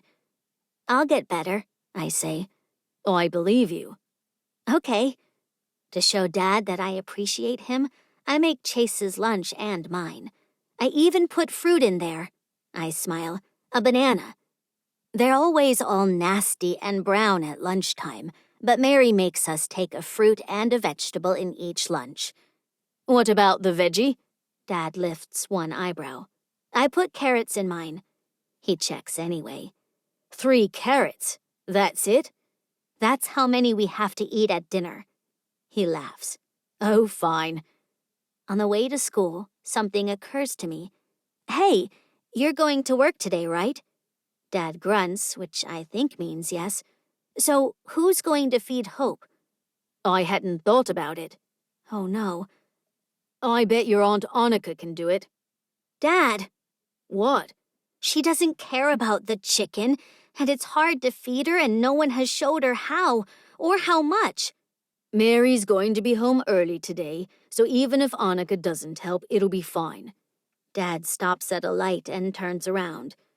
Have you ever known Mary to be irresponsible or forget to line things up? I slowly shake my head. This is no different. She said she would help Hope, so she'll take care of it. He's right. Mary always does everything right. Everything. Like she told me she'd take care of me. Even if she doesn't want to after the new baby comes, she will. But will she still want to? I wish I knew. I hate Piper for making me think about it. I sit as far away from her as I can all day. But at lunch, she slides onto the bench across from me while Lacey and Mia take the seats on either side of her. "What's up, loser?" she asks with a smile, like she's kidding, which I know she's not. I ignore her. She's wearing a hot pink shirt with a sequin star on it that says Diva in large letters, so she's hard to ignore. But I do it. I look down so much that I notice her shoes are also covered with bright silver sequins. No matter what Mary says, she doesn't look much like she's suffering. 3 carrots, Piper laughs. Wouldn't you be sad if all you could afford was 3 carrots a day, Mia? I can afford as many as I want, I say. Sure you can, Mrs. Hannigan. Piper crosses her arms. It's hard to keep my mouth shut, but every time I open it, she just makes me feel dumber. So I eat my 3 carrots and my mushy banana, and I stare at the ground. But part of me wishes I'd taken the role of Annie just so she couldn't have it. Because the look on her face when she found out I took her spot would have been awesome. Finally, lunch is over, and it's time to go to the playground. I usually sit on the swings by myself, and I like swinging alone, so it's fine. Actually, it's usually the best part of my day. I stand up, my lunchbox in one hand. Hey, what's on your pants? Mia asks. When I look down, I realize that somehow, even though I fed Hope in my pajamas, I got some of her mashed pellets on my jeans. I gulp. I know it's chicken feed, but it looks kind of like... Maybe she can't afford to wash her clothes either, Lacey says. Is it poop? Piper asks. Because it looks like poop. I clamp my mouth closed. Nothing I say will make this better. When the line finally moves and I can go outside, I burst onto the playground and run toward the swings.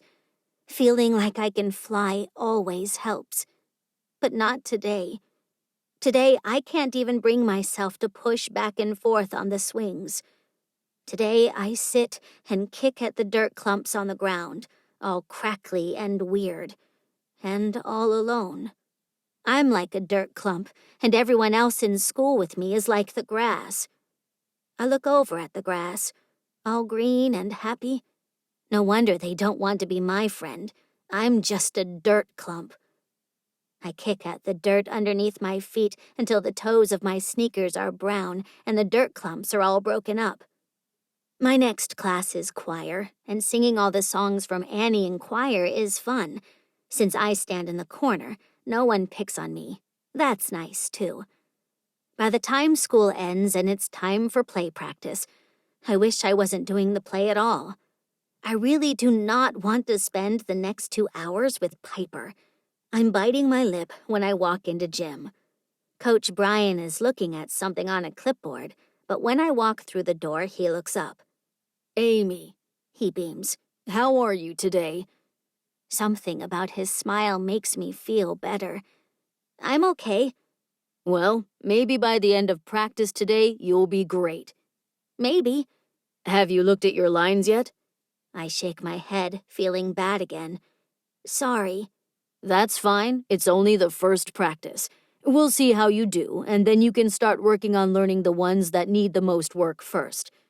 Okay. Are you nervous about remembering all the words? I have a good memory.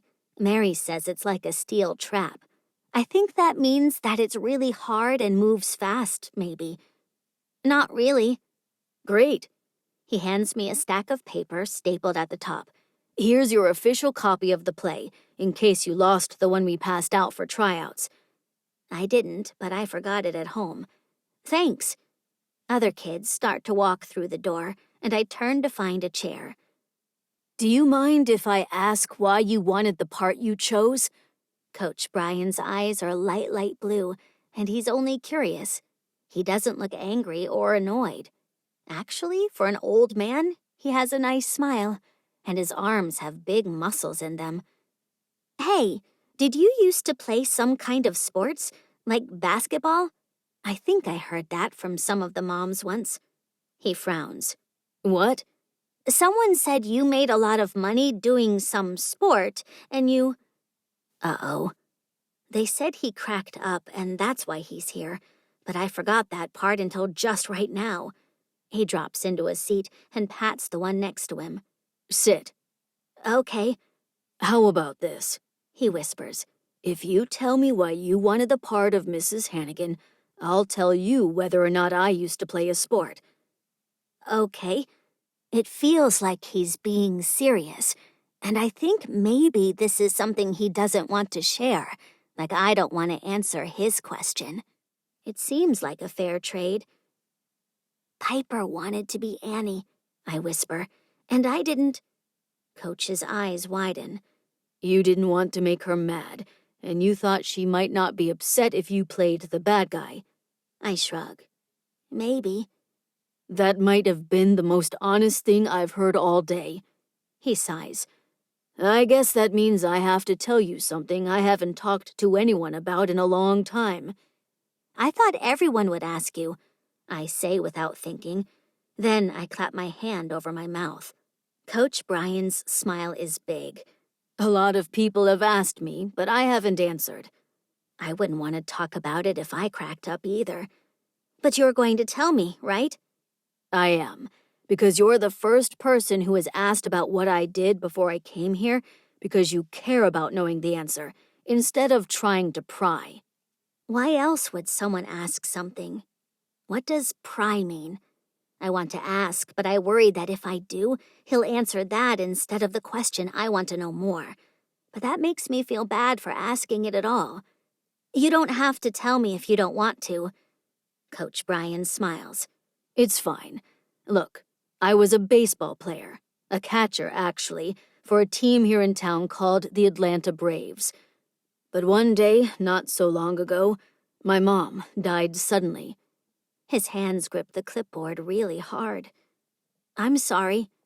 She was a teacher, he says. My mom was, I mean. She taught kindergarten for more than 20 years.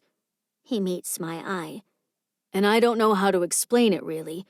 She made less money in that 20 years than I had made in a single year, but she had also helped more people in 1 year than I had ever helped. So, that afternoon, instead of negotiating my new contract, I told my agent I'd be retiring when mine was up. And you became a teacher? He laughs. Does that sound dumb? Not to me, I say. You're way better than the coach we had last year, and I'm really excited to do a play, which they never had enough volunteers to do for the second graders before. My mom directed plays, and when I was a kid, she was the director for my play every year.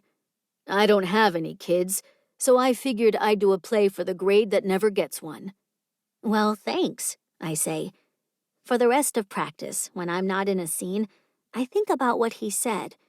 Coach Brian seems like someone who cares more about other people than he does about himself.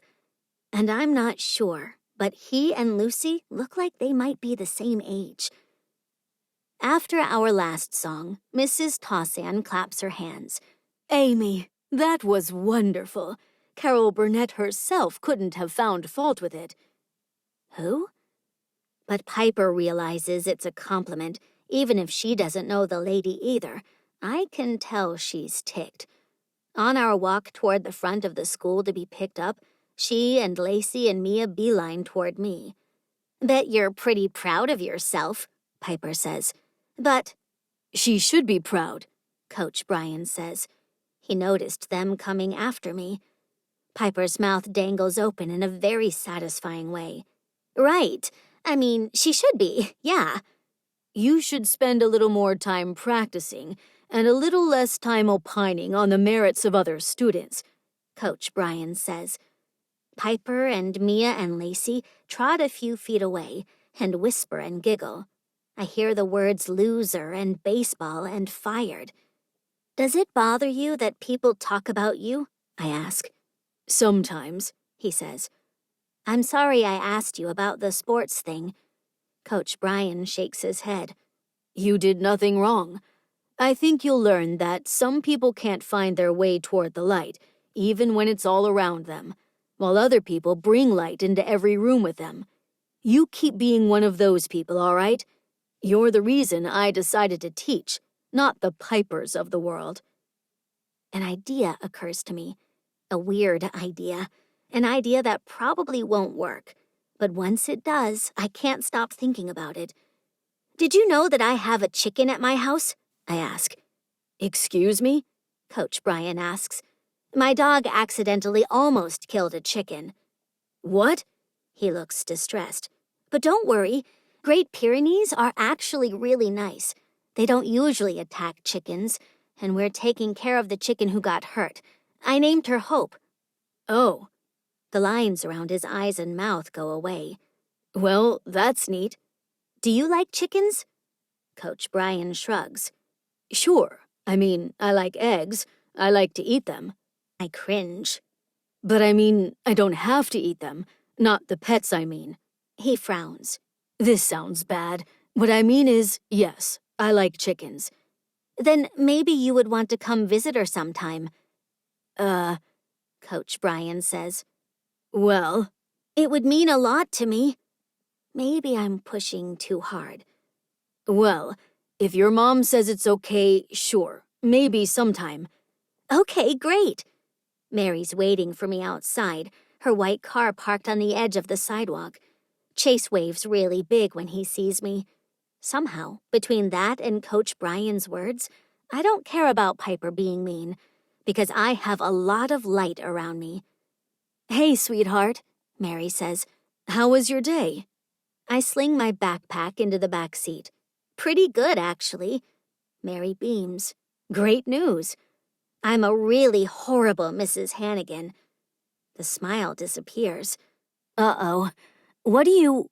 No, I interrupt. I mean, she's a bad person, so I'm supposed to be awful, and I'm good at it. Oh, well, good then. How's Hope? She's good, Chase says, but she keeps making it hard for Mom to feed her. She's a butthead. What? I ask. She was struggling against me more on the last feeding than she has before, Mary says. And I might have called her a name or two when I spilled yogurt all over, but I think it's a good sign. After all, chickens who are about to die don't have the energy to struggle, right? I fed her today. Your dad told me. You can help me feed her tonight before dinner. She pulls out onto the road, headed for home. As we drive past, I notice that Piper's still standing on the curb. Her mom's not at the school yet. I hope she has to wait all night, but then I feel guilty for wishing that. Did Dad tell you I asked if we can keep Hope? Mary sighs. He did mention it, but she has friends back at Lucy's house. I'm not sure that's such a great plan. We could get her some new friends, I say. They have chicks at the feed store since it's springtime. Lucy said so. She did, Mary says, and we can definitely talk about it, which is almost the same as no. I fold my arms across my chest, leaning against the seatbelt. Of course Mary doesn't want to keep Hope or get chicks. She has a new baby coming, my new little brother. I should be happy, probably. I should understand that babies are a lot of work. Dad's told me often enough. But I love Hope, and I want to keep her. If we did get a few chicks, we'd need to get a chicken coop too, Mary says. And they're a lot of work, with the baby. I know, I say.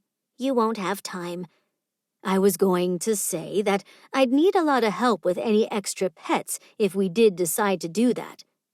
Oh, I think about it. I can help a lot. I can almost hear the smile in her voice. Maybe you can. I want chicks, Chase says. They're so cute. When have you seen chicks? Mary asks. At the farm field trip last year, he says. Dewberry Farms. They had them. They're so fluffy. See? You might love the chicks, I say. I might, Mary says. They would probably be easier to care for than Hope. She laughs. At least they'd feed themselves. She might like baby chicks better than Hope, a chicken who's broken and needs a lot of help, just like she might like the new baby more than me. The baby won't cause problems at school. The baby isn't such a loser that the other kids pick on him. And the baby is actually hers.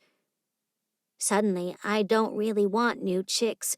I just want to keep Hope and have that be enough. But probably it's already too late for that. 6. Amy. The next week goes by super-duper fast. I learn all my lines, and I learn to feed Hope on my own. I'm actually better than Mary at feeding her yogurt anyway. Hope perks up when she sees me, But that may be because Mary gives her shots and I never do. Either way, she still won't eat or drink on her own, but she's still alive, and sometimes she even stands up. I've started taking her outside for an hour after dinner each night while I work on my lines. She mostly just scooches up next to me, but she looks around at the sky and the leaves and the grass, and I think it makes her feel better. "Lucy's coming over later," Mary announces on Tuesday during dinner. "What?" I ask. "She wants to check on Hope's back." "Oh no," I say. "Tonight won't work. Aunt Anica said she has a headache." Mary frowns. "Why would you want to? Can you change it?" "Why?"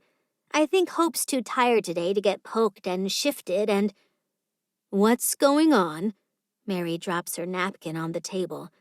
I can't think of anything that will make sense, other than the truth. Crap. I had an idea. You might think it's weird. Dad frowns. "What kind of idea?" "She's trying to explain if you two would stop interrupting," Aunt Anica says. "I think tonight is too busy," I say, "and I don't want Aunt Anica's headache to get worse with more people." Mary laughs. "Lucy won't even come inside the house. She's coming to see the chicken in the garage." "It's just that I think tomorrow will be better," I say. "I asked Coach Brian to come tomorrow." "Wait," Luke says. "Coach Brian of the dreamy eyes and bulging muscles? The retired basketball star Coach Brian?" He pins me with a stare. My cheeks are hot. "No, he played baseball." "Why, pray tell?" Dad asks. "Do you want him to come over?" He's a super nice guy," I stammer. "Okay," Mary smiles. "And?" "If you think I need a setup," Anica says, then I laugh. Then I laugh some more. "Not you. Coach Brian is super nice." "Lucy." Mary's smile is so big it makes me smile back. "You want Coach Brian to meet Lucy?" "Yes, Lucy. She said she wanted a guy who cares more about others. Did you know he quit baseball so he could teach? Because his mom taught and he wanted to help kids like she did. So he's good-looking, possibly a saint, and you don't want to set him up with me because he's nice?" Aunt Anica looks irritated. "You just got all mad," I say, "when you thought—" "Women aren't safe," Dad whispers. "Don't expect her to make sense." Anica throws a pea at him. "Hey, no throwing food," Chase says. "Mom says." "Right," I say. "But about Lucy?" I try to make pleading eyes like Chase does at Mary. "Maybe she can come tomorrow, and you can tell Coach Brian after practice that it's fine if he comes over to meet Hope." Dad spears a piece of chicken with his fork. "There's no way he will want to." "He already told me he will." "Kind of. If Mary says it's okay." "Well, if you've already set this up," Mary says, "far be it for me to get in the way." She whips out her phone and starts tapping. "Lucy says tomorrow is all right. I told her right at 5:15. "Perfect," I say.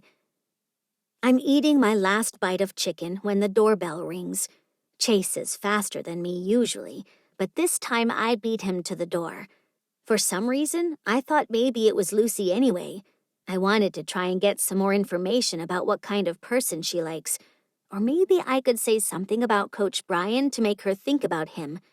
But it's not Lucy. It's just Aunt Trudy. And she's already getting married, so she doesn't need my help.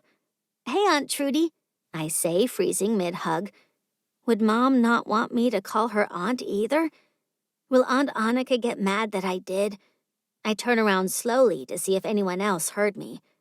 But I'm the only one who left the kitchen, probably because Mary knows it's Aunt Trudy. "Hey, is it a bad time?" Aunt Trudy asks. I shake my head. "No, we're just finishing dinner. It's fine." I point. "Your sister's in there." "My sister?" Aunt Trudy looks, I don't know what to call it, like I said something funny. "Mary." "I know her name, Munchkin." "Where's Troy?" I look around. "He's with Uncle Paul," she says. "I actually came by to talk to you." Mary walks into the family room. Is it Trudy? She smiles when she sees her sister. Hey, I was just telling Amy here that I need to talk to her. Ah, right. Mary bobs her head. Well, I'll leave you to it. I don't understand. You came all the way over here to talk to me? She nods slowly like this is a big deal. Did I do something wrong? Did Mary tell her I'm not calling her mom? Is she mad? Hey, it's not a job interview, Aunt Trudy says. Calm down. She points at the sofa in the living room. Can we sit for a second? I gulp. She beams and shakes my shoulder a little. Seriously, I need to talk to you about something good. Good. I follow her over and sit down. What? You know I'm getting married in a few days. Yeah. Well, there's this thing I need. Oh. Would you be willing to be a flower girl for me? I beam. It's a big job. I can't ask Chase and Troy. They'll chuck handfuls of flower petals at guests. You'll need to toss them carefully and scatter them evenly. Another idea occurs to me. People dress up for weddings, right? Trudy frowns. Yes. And people dance and stuff, and they talk about love and getting married? She nods. I don't understand. I tell her about Lucy and Coach Brian and how I'm going to try and get them to meet tomorrow. That's a cute idea, she says, but I don't see. Maybe Hope can be another flower girl. Don't you usually have two? Who's Hope? Aunt Trudy asks, looking around. I laugh. It's my chicken. Weren't you listening? That's how I know Lucy. Ah, she says, but a chicken can't be a flower girl. It's not like you really need her to be a flower girl. I sigh. For an adult, Aunt Trudy isn't being that smart. She's just the excuse, so I can invite Lucy to help with her during the wedding. Then she'll need a date, and I can suggest she take someone who happens to be right there in my garage, too. I tilt my head. Coach Brian. Aunt Trudy shakes her head like Andy does sometimes, like she's trying to shake something off. Whoa, you are a lot like your mom. I frown.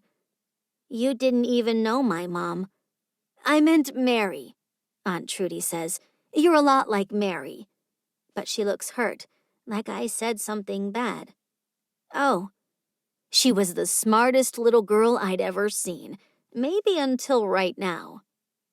Oh, I swallow. Thanks, I guess.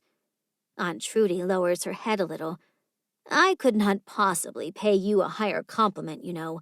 I don't know anyone smarter than my big sister, or anyone kinder, or anyone with more love in her heart. So to say you remind me of her with this bizarre setup, well, it's a huge compliment. So, will you help? Aunt Trudy eyes me for a moment. Sure, but let's think this through. A chicken can't possibly toss flowers, but maybe she could be the ring bearer. Her eyes practically twinkle. And I suppose the guests will survive if a few handfuls of petals pelt them in the face. What? I think this will only work if you say that you and Hope will be my ring bearers, and the boys will be my she clears her throat. My flower guys. Does this ruin your wedding?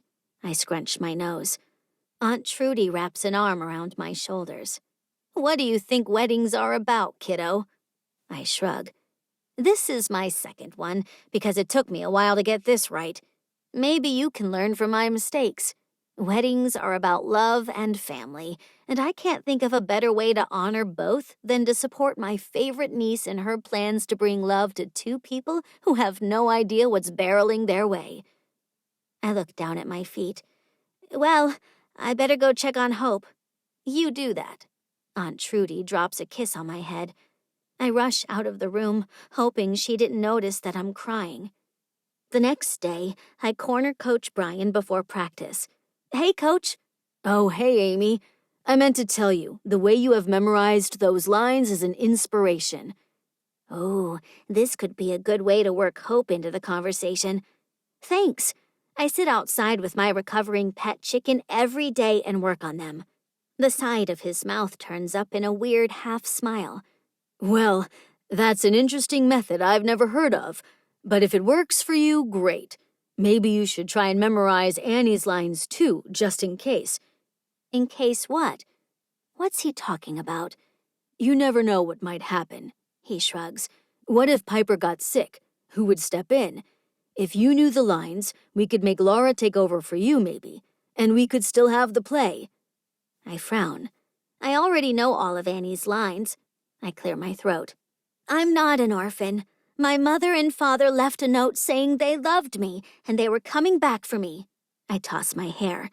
Coach Brian laughs. Brilliant. I roll my eyes. I just wanted to tell you something before practice starts. Oh? Hope is doing so well that my mom said it's fine. Huh? I asked her if you could come meet Hope, and she said yes, but that you needed to come today, because my aunt is getting married soon and things are really busy. So, can you? Can I? He blinks. Can I come see your chicken? Yes. I keep my eye on him. People try and change their mind sometimes unless you really stare at them. Well, I guess so, but I can't stay for more than a minute. I can't keep from smiling.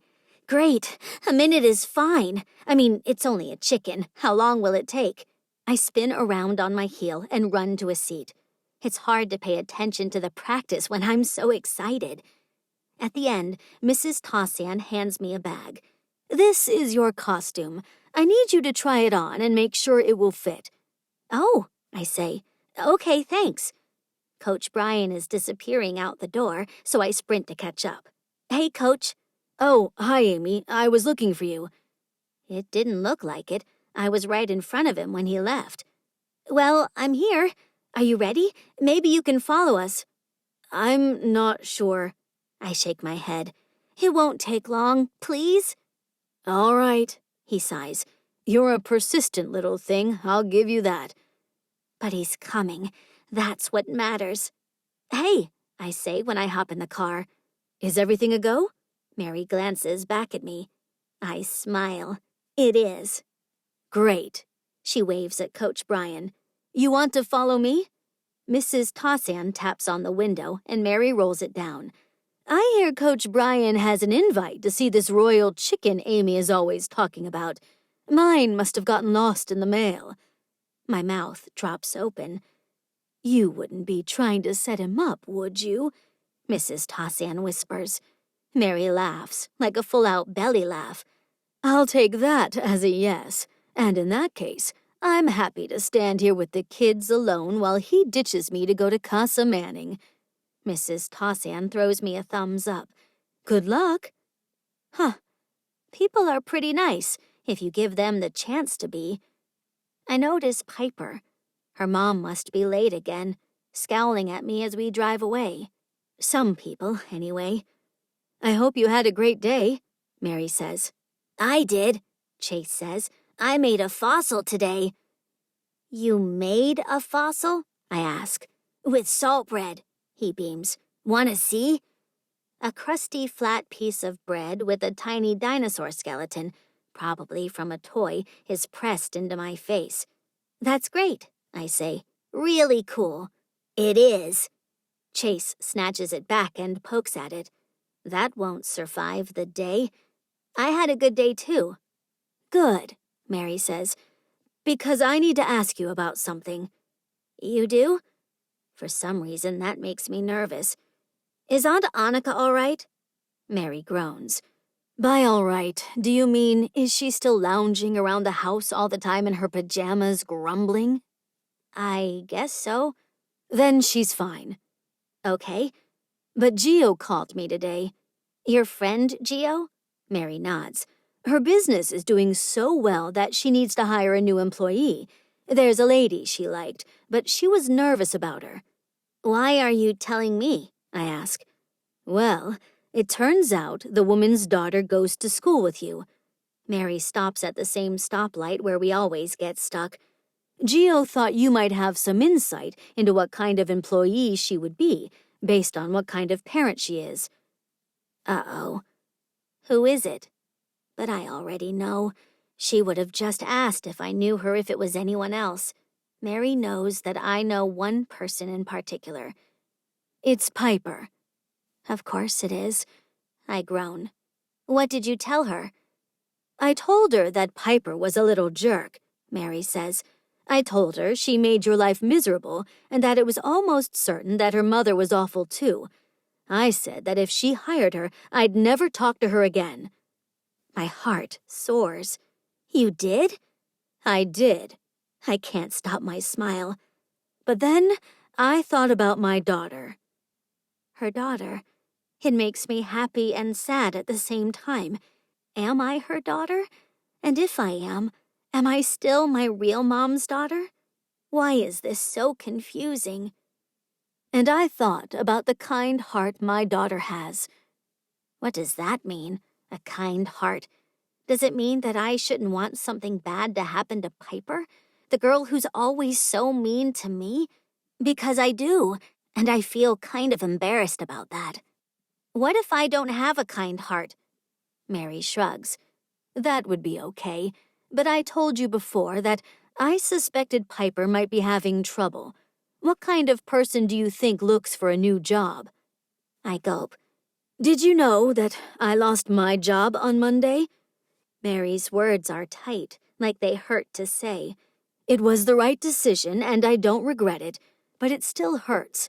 I loved my job, and I worked hard at it, and to not have a job I love, well, even though your dad makes plenty of money, and we don't need the money I make to pay our bills, losing it was hard for me. If I did need the money from my job to pay my bills, like I needed it before I met your dad, well, she sighs, that would be even harder. I might be mean, or crabby, or rude. I guess. I don't really pay a lot of attention to other people usually, but Piper is always waiting for her mom. Piper's mother was working as a store clerk at the grocery store. She has been wanting to plan events, but she hasn't ever done it.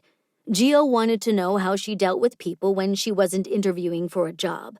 When I told her how her daughter treated you, she said she'd never hire her. That makes me feel really bad.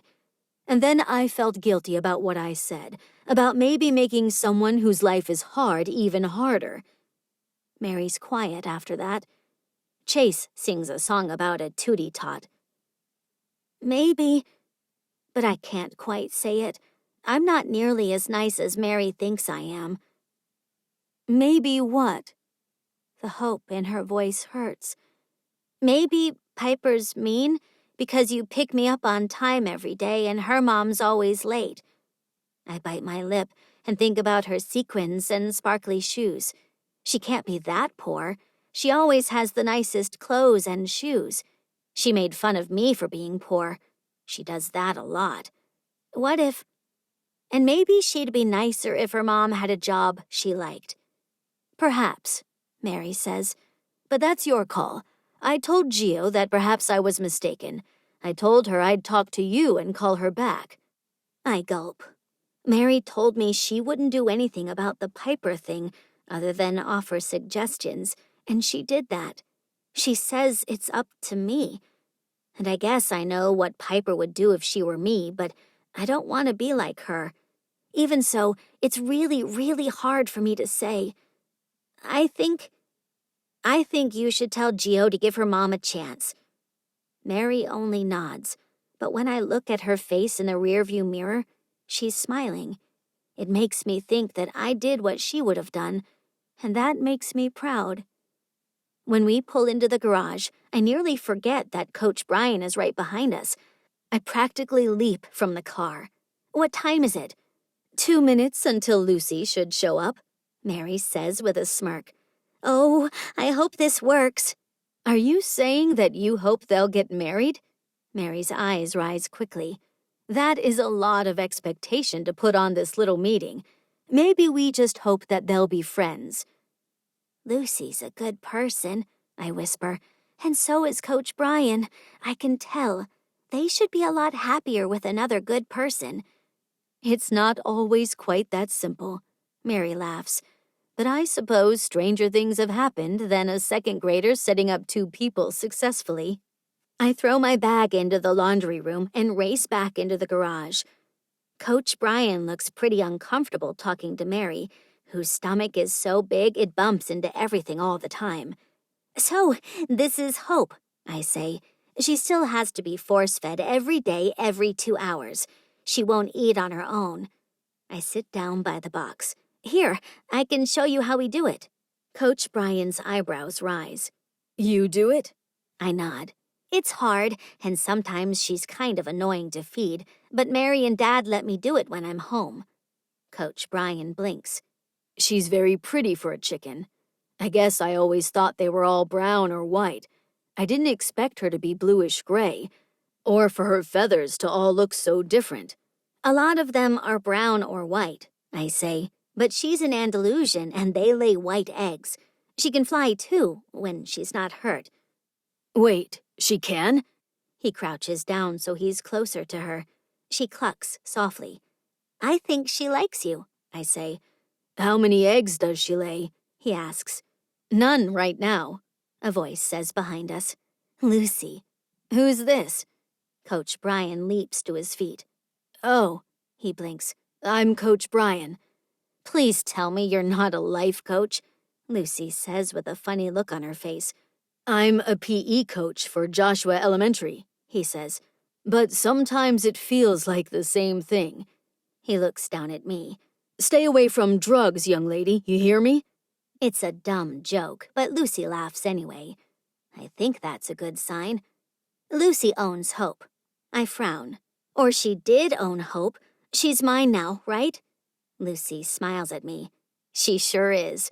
With the amount of work you guys have been putting in to help her, you've definitely earned the right to keep her as your pet. She crouches over the box. "I came to check on her back." "What happened?" Coach Brian asks. "My dog got confused," I say. "But Andy comes with us into the garage all the time now, and she's fine with her. She never even growls or anything. I think she didn't know Hope, and she was worried that since she flew over the fence, she was a threat. Usually Great Pyrenees are really good with chickens. They're guardian dogs." "Sometimes I think Miss Amy here should be teaching at the school," Coach Brian says. "She might know more than me." Lucy laughs even harder this time, even though this joke is even worse. I don't know anything about how to teach kids to play baseball or basketball or football, but her laughing makes me smile. "He's the best coach ever," I say, "and he's the director for our musical too." "Is he?" Lucy asks. That kind of makes me feel guilty. I'm not the best at anything. "I doubt your patients would say that," Mary says. "I'm sure they appreciate your particular skill set a great deal." "Are you a doctor?" Coach Brian asks. Lucy shakes her head. "You sound like my mom, but I'll tell you what I told her. Doctors have to do all the miserable stuff. I'm a nurse. They have to rush from room to room, while I have more time to care for each patient. I prefer to nurture the patients, not cut on them." "Admirable," Coach Brian says. "I've always thought nurses were basically saints." "Hardly," Lucy says, "but thanks anyway." "Hey, I needed to ask you for a favor," I say. "Who?" Coach Brian asks. "Sorry," I say. "Lucy." She pokes Hope again and stands up. Her back is healing up really well. I know it looks scary, but those dragon scales are actually exactly what you want to see at this stage. Her body has covered all the damage, all those holes Andy made with her teeth, and now underneath all that mess, her body is regrowing with skin and muscle. The fact that she can stand now and that she drinks on her own sometimes, well, she shakes her head. It's practically miraculous, really. I think you're okay to discontinue the antibiotics. Coming from a nurse and our chicken expert, Mary says, that's great news. Now if she'll just perk up enough to start eating on her own, Lucy says, you'll be in the clear. She leans down to pet Hope's head and then turns to me. What favor did you want to ask me, little nurse? My cheeks heat up. Little nurse. I like that. Well, my aunt needs me to be the ring bearer for her wedding this weekend, and she thought it was a good idea if Hope comes with me. She'd be sort of like a symbol of healing and love. My aunt was married to a real jerk before. I smile. Okay. Lucy tilts her head. That's a different idea, but it's kind of cool. I think Hope is calm enough that if you keep her in a box for the wedding, she'll do all right. Yeah, that's the favor I wanted to ask. I can't watch Hope for the whole wedding, and I'd hate it if someone got into her box or if she got scared. Lucy glances at Mary. And? So, I thought maybe you could come to the wedding, which my aunt says is fine, and kind of keep an eye on Hope. The food is going to be really good, I promise. Aunt Trudy said they'll even have peanut butter and jelly sandwiches if you don't like the weird kinds of food. You're sure there will be normal food? Lucy asks. Because I really like peanut butter and jelly. I nod. Well, that's a nice thought, but you don't want to go without a date? I scrunch my nose. Yeah, I wondered about that. I tap my lip. Gosh, I wish I knew another old guy who wasn't married who could go with you. To help make my aunt's dreams for her perfect wedding come true, I mean. Mary snorts, which does not help, and dumb old Coach Brian doesn't say a word. He stands like a complete dummy, totally quiet. Even singing the Tootie Tot song would be more helpful than standing there like that. It's a miracle people get married at all. Oh, I say. Hey, what about you, Coach Brian? Maybe you could be her date. I beam, just so that my aunt and I can have Hope with us. He still says nothing. As the ring bearer, I say, widening my eyes. Get with it, man.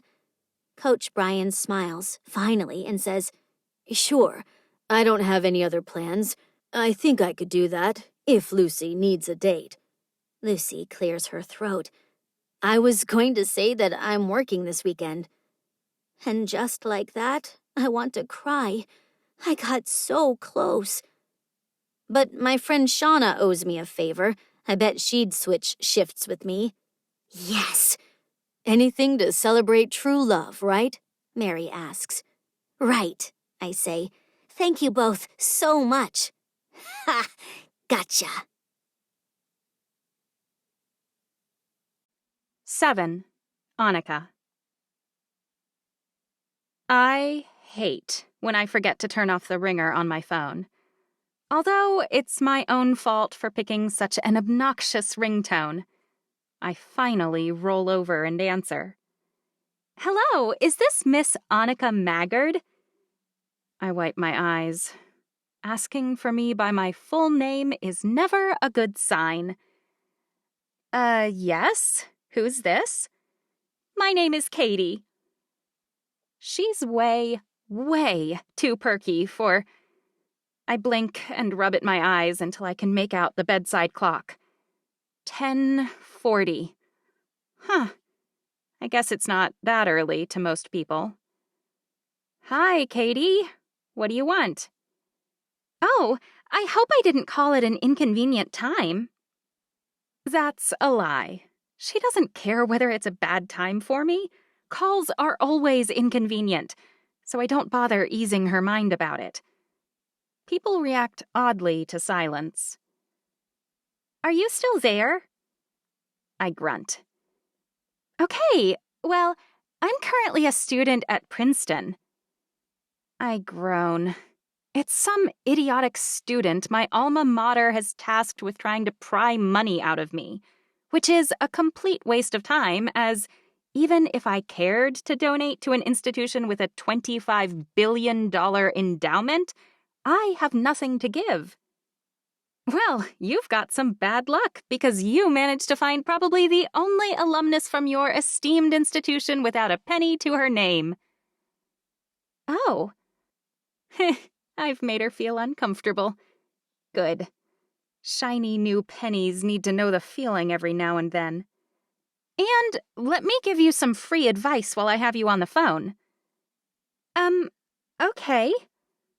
Don't major in English, and don't try and write the great American novel, or you might end up just as pathetic as me. I hang up. I try to go back to sleep, but someone's vacuuming outside my door. Even with a pillow over my head, I can't quite drown it out. I guess it's my own fault. I'm stuck in this house with 2 little kids and a manic pregnant lady for 7 more days until my parents get back. Even when I told them I was in town, they didn't offer me a key. What kind of parents don't let their daughters stay in... Well, if it's not my childhood home since they sold that, at least it's my parents' current home. Finally, I wake up, take a shower, and brush my teeth. Before I've even finished drying my hair, someone's knocking at the door, probably wondering when she can clean it. I'll be out in a minute. Although Luke's cleaning lady might not understand English. Un minuto, I say. Muy pronto. Excuse me? Mary's voice is even more annoyed than usual. I close my eyes. I can't catch a break. Sorry, I heard the vacuum. I thought you might be the cleaning lady. I don't have a cleaning lady. Of course she doesn't. Why would Superwoman need a cleaning lady when she's 2 weeks away from having a baby? Oh, sorry, I didn't realize that. Is there something I can help you with? I was about to meet Amy for lunch at the school, but it occurred to me that you might want to go. Sit next to a dozen little munchkins eating ding-dongs and Lunchables? Pass. I open my mouth to tell her thanks but no thanks, when memories from last night hammer into me. Amy, laughing at the idea of setting me up with a hot, formerly professional athlete whom she really likes. Why was the idea so funny? Am I really such a big loser that she'd rather set her PE coach up with some wacky chicken lady nurse? Maybe I should go. Maybe I'll meet this coach while I'm there. Then Amy will realize that her Aunt Anica isn't such an embarrassment. When would we need to leave? I assumed that if you were going, you'd prefer I stay home, Mary says.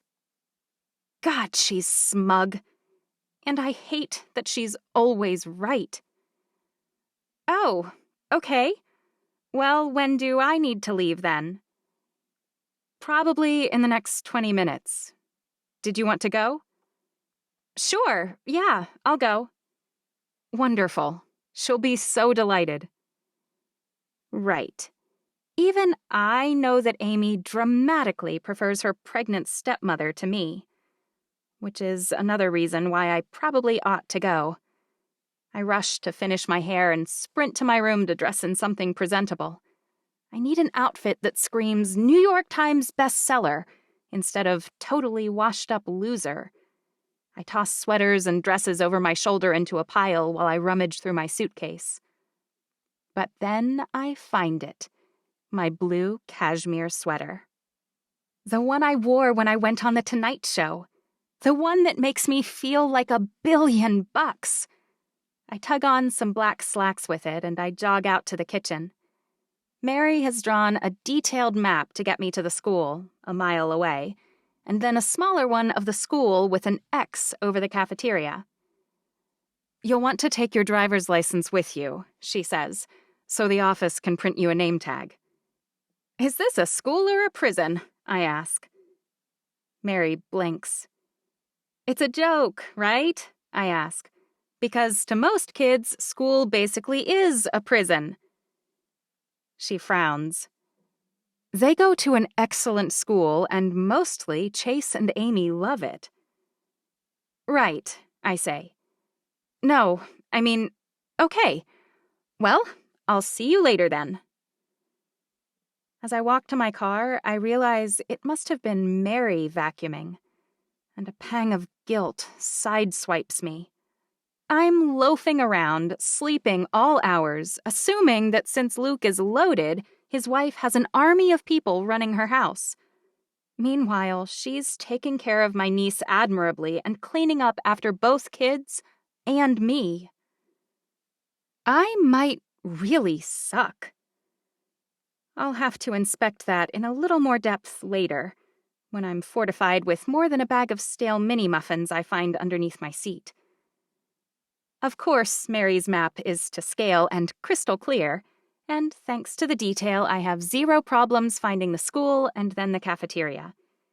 And I may not have wanted to wake up quite so early or hoof it to an elementary school, but the beaming smile on Amy's face when she sees me, well, that makes it more than worth it. I had no idea it would make her so happy to have me show up for lunch. Jeez. That pang of guilt swells up to sucker punch me. I'm a horrible aunt. Mary's a pretty decent mother. And I'm beginning to worry that Lizzie would be heartily ashamed of me. "Hey, girlfriend," I say enthusiastically. Amy stands up, abandoning her lunchbox, and races down the aisle between the tiny tables. Her arms wrap around me ridiculously tight. I'm so glad you came to lunch. Of course. And I resolve then and there to come at least once a week while I'm here, however long that is. I bet Chase would like to see me too. Where should we sit? Oh, you can sit by me. Amy walks toward her My Little Pony lunchbox. You can have half my sandwich too. Actually, I'm not that hungry if you want all of it. Or you could have one of her carrots. A little girl with shiny russet hair giggles. I hate her. Who are you? I sit next to Amy, the kids on either side of her scooching down to make room without being asked, all of them staring at me a little starry-eyed. I'm Piper, she says, her head cocked sideways like I should know what that means. So, are Amy's carrots really good? I look to Piper's left and right, my mean girl senses tingling. Well, I hope they are, Piper says with a smug smile. Why's that? I arch my eyebrow for maximum intimidation. She only ever has about 3 of them, the blonde girl next to Piper says. Did it occur to any of you that perhaps Amy isn't a fan of carrots, but her parents send them because they're healthy, and they brokered a sophisticated deal that she would eat exactly 3, no more, no less? Piper's eyes widen.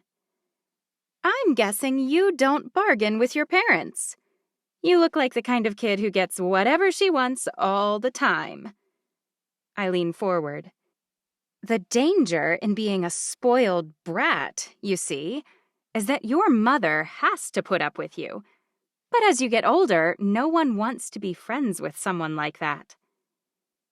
Her devoted friends laugh just as hard at my joke as they did at her jabs earlier. They're some real winners, not even loyal. My recommendation? The 3 of them look at me, wide-eyed, nervous. If I were you, I'd start watching what Amy here does. You see, she's perfect at home and at school.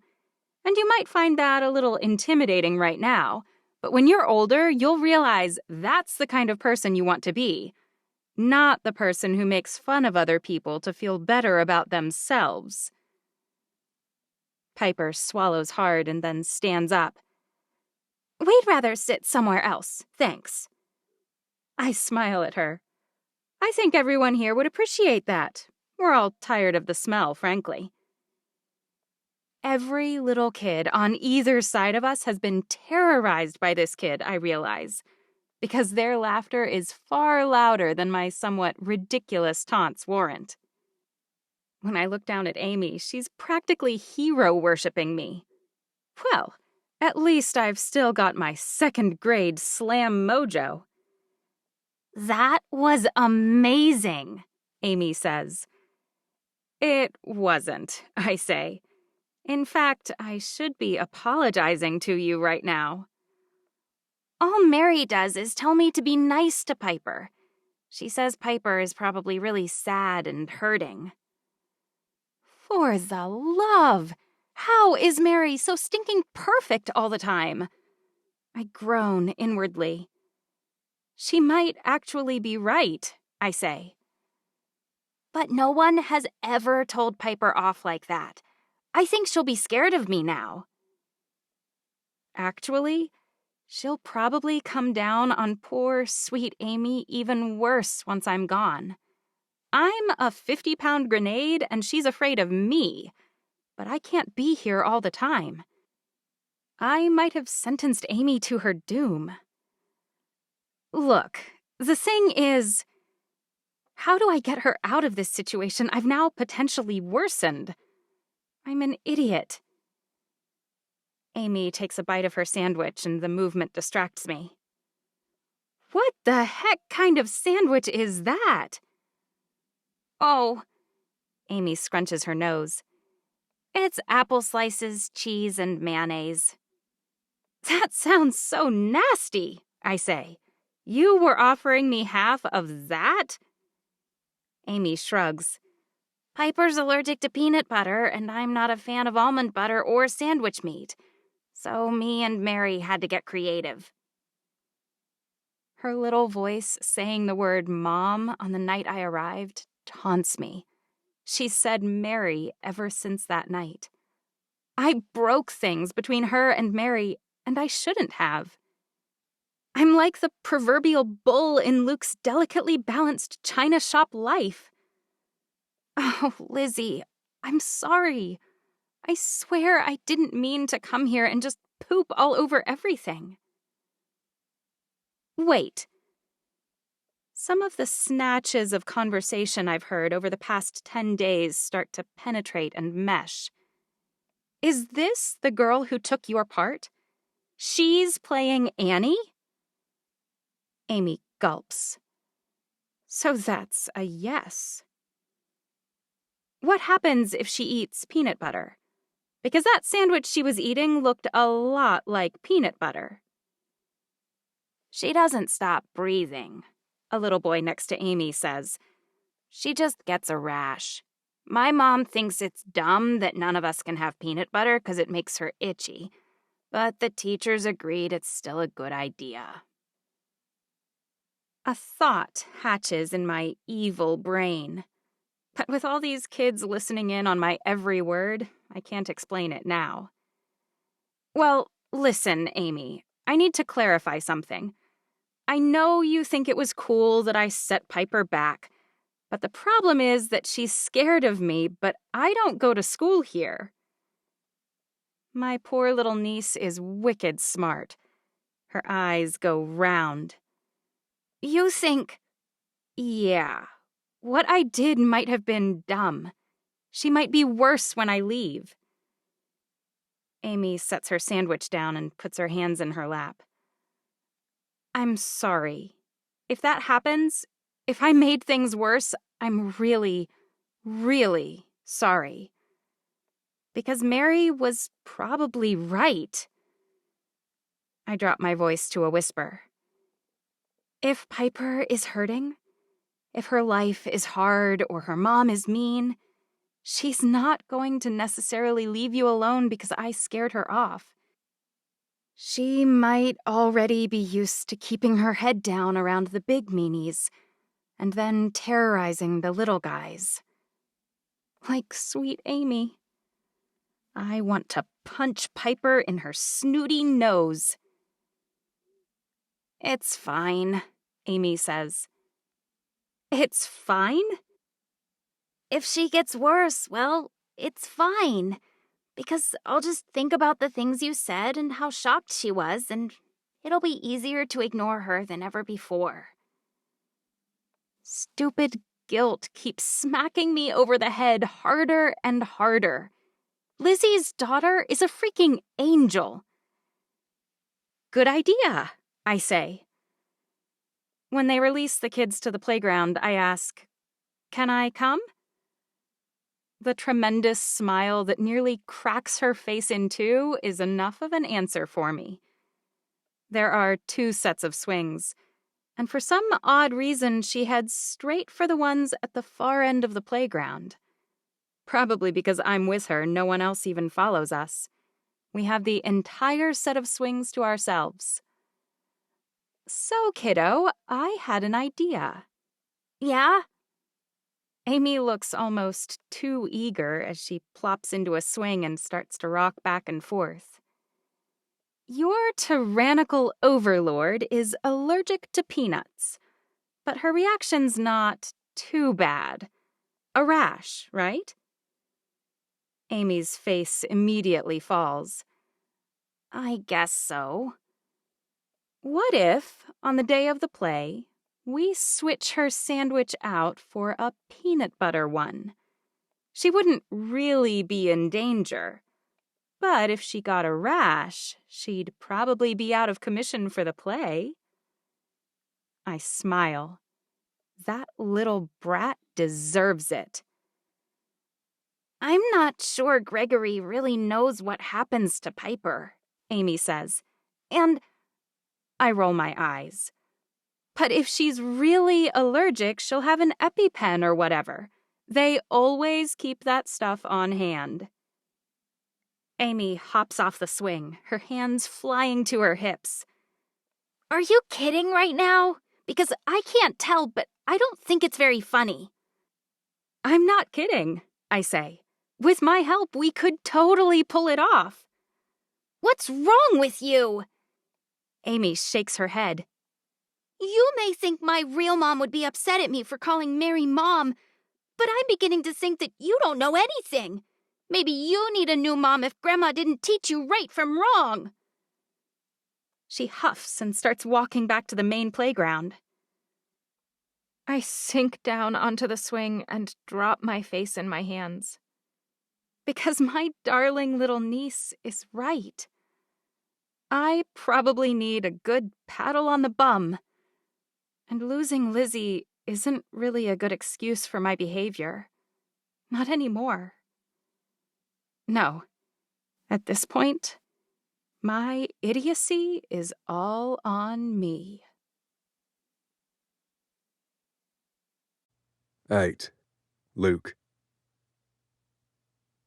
Paul's backyard looks even better than it did when he hosted my wedding to Mary. Oh, I can't help but smile thinking about that day. It was as perfect as any day could be. Mary wraps one arm around my waist. What was I thinking saying yes to Trudy?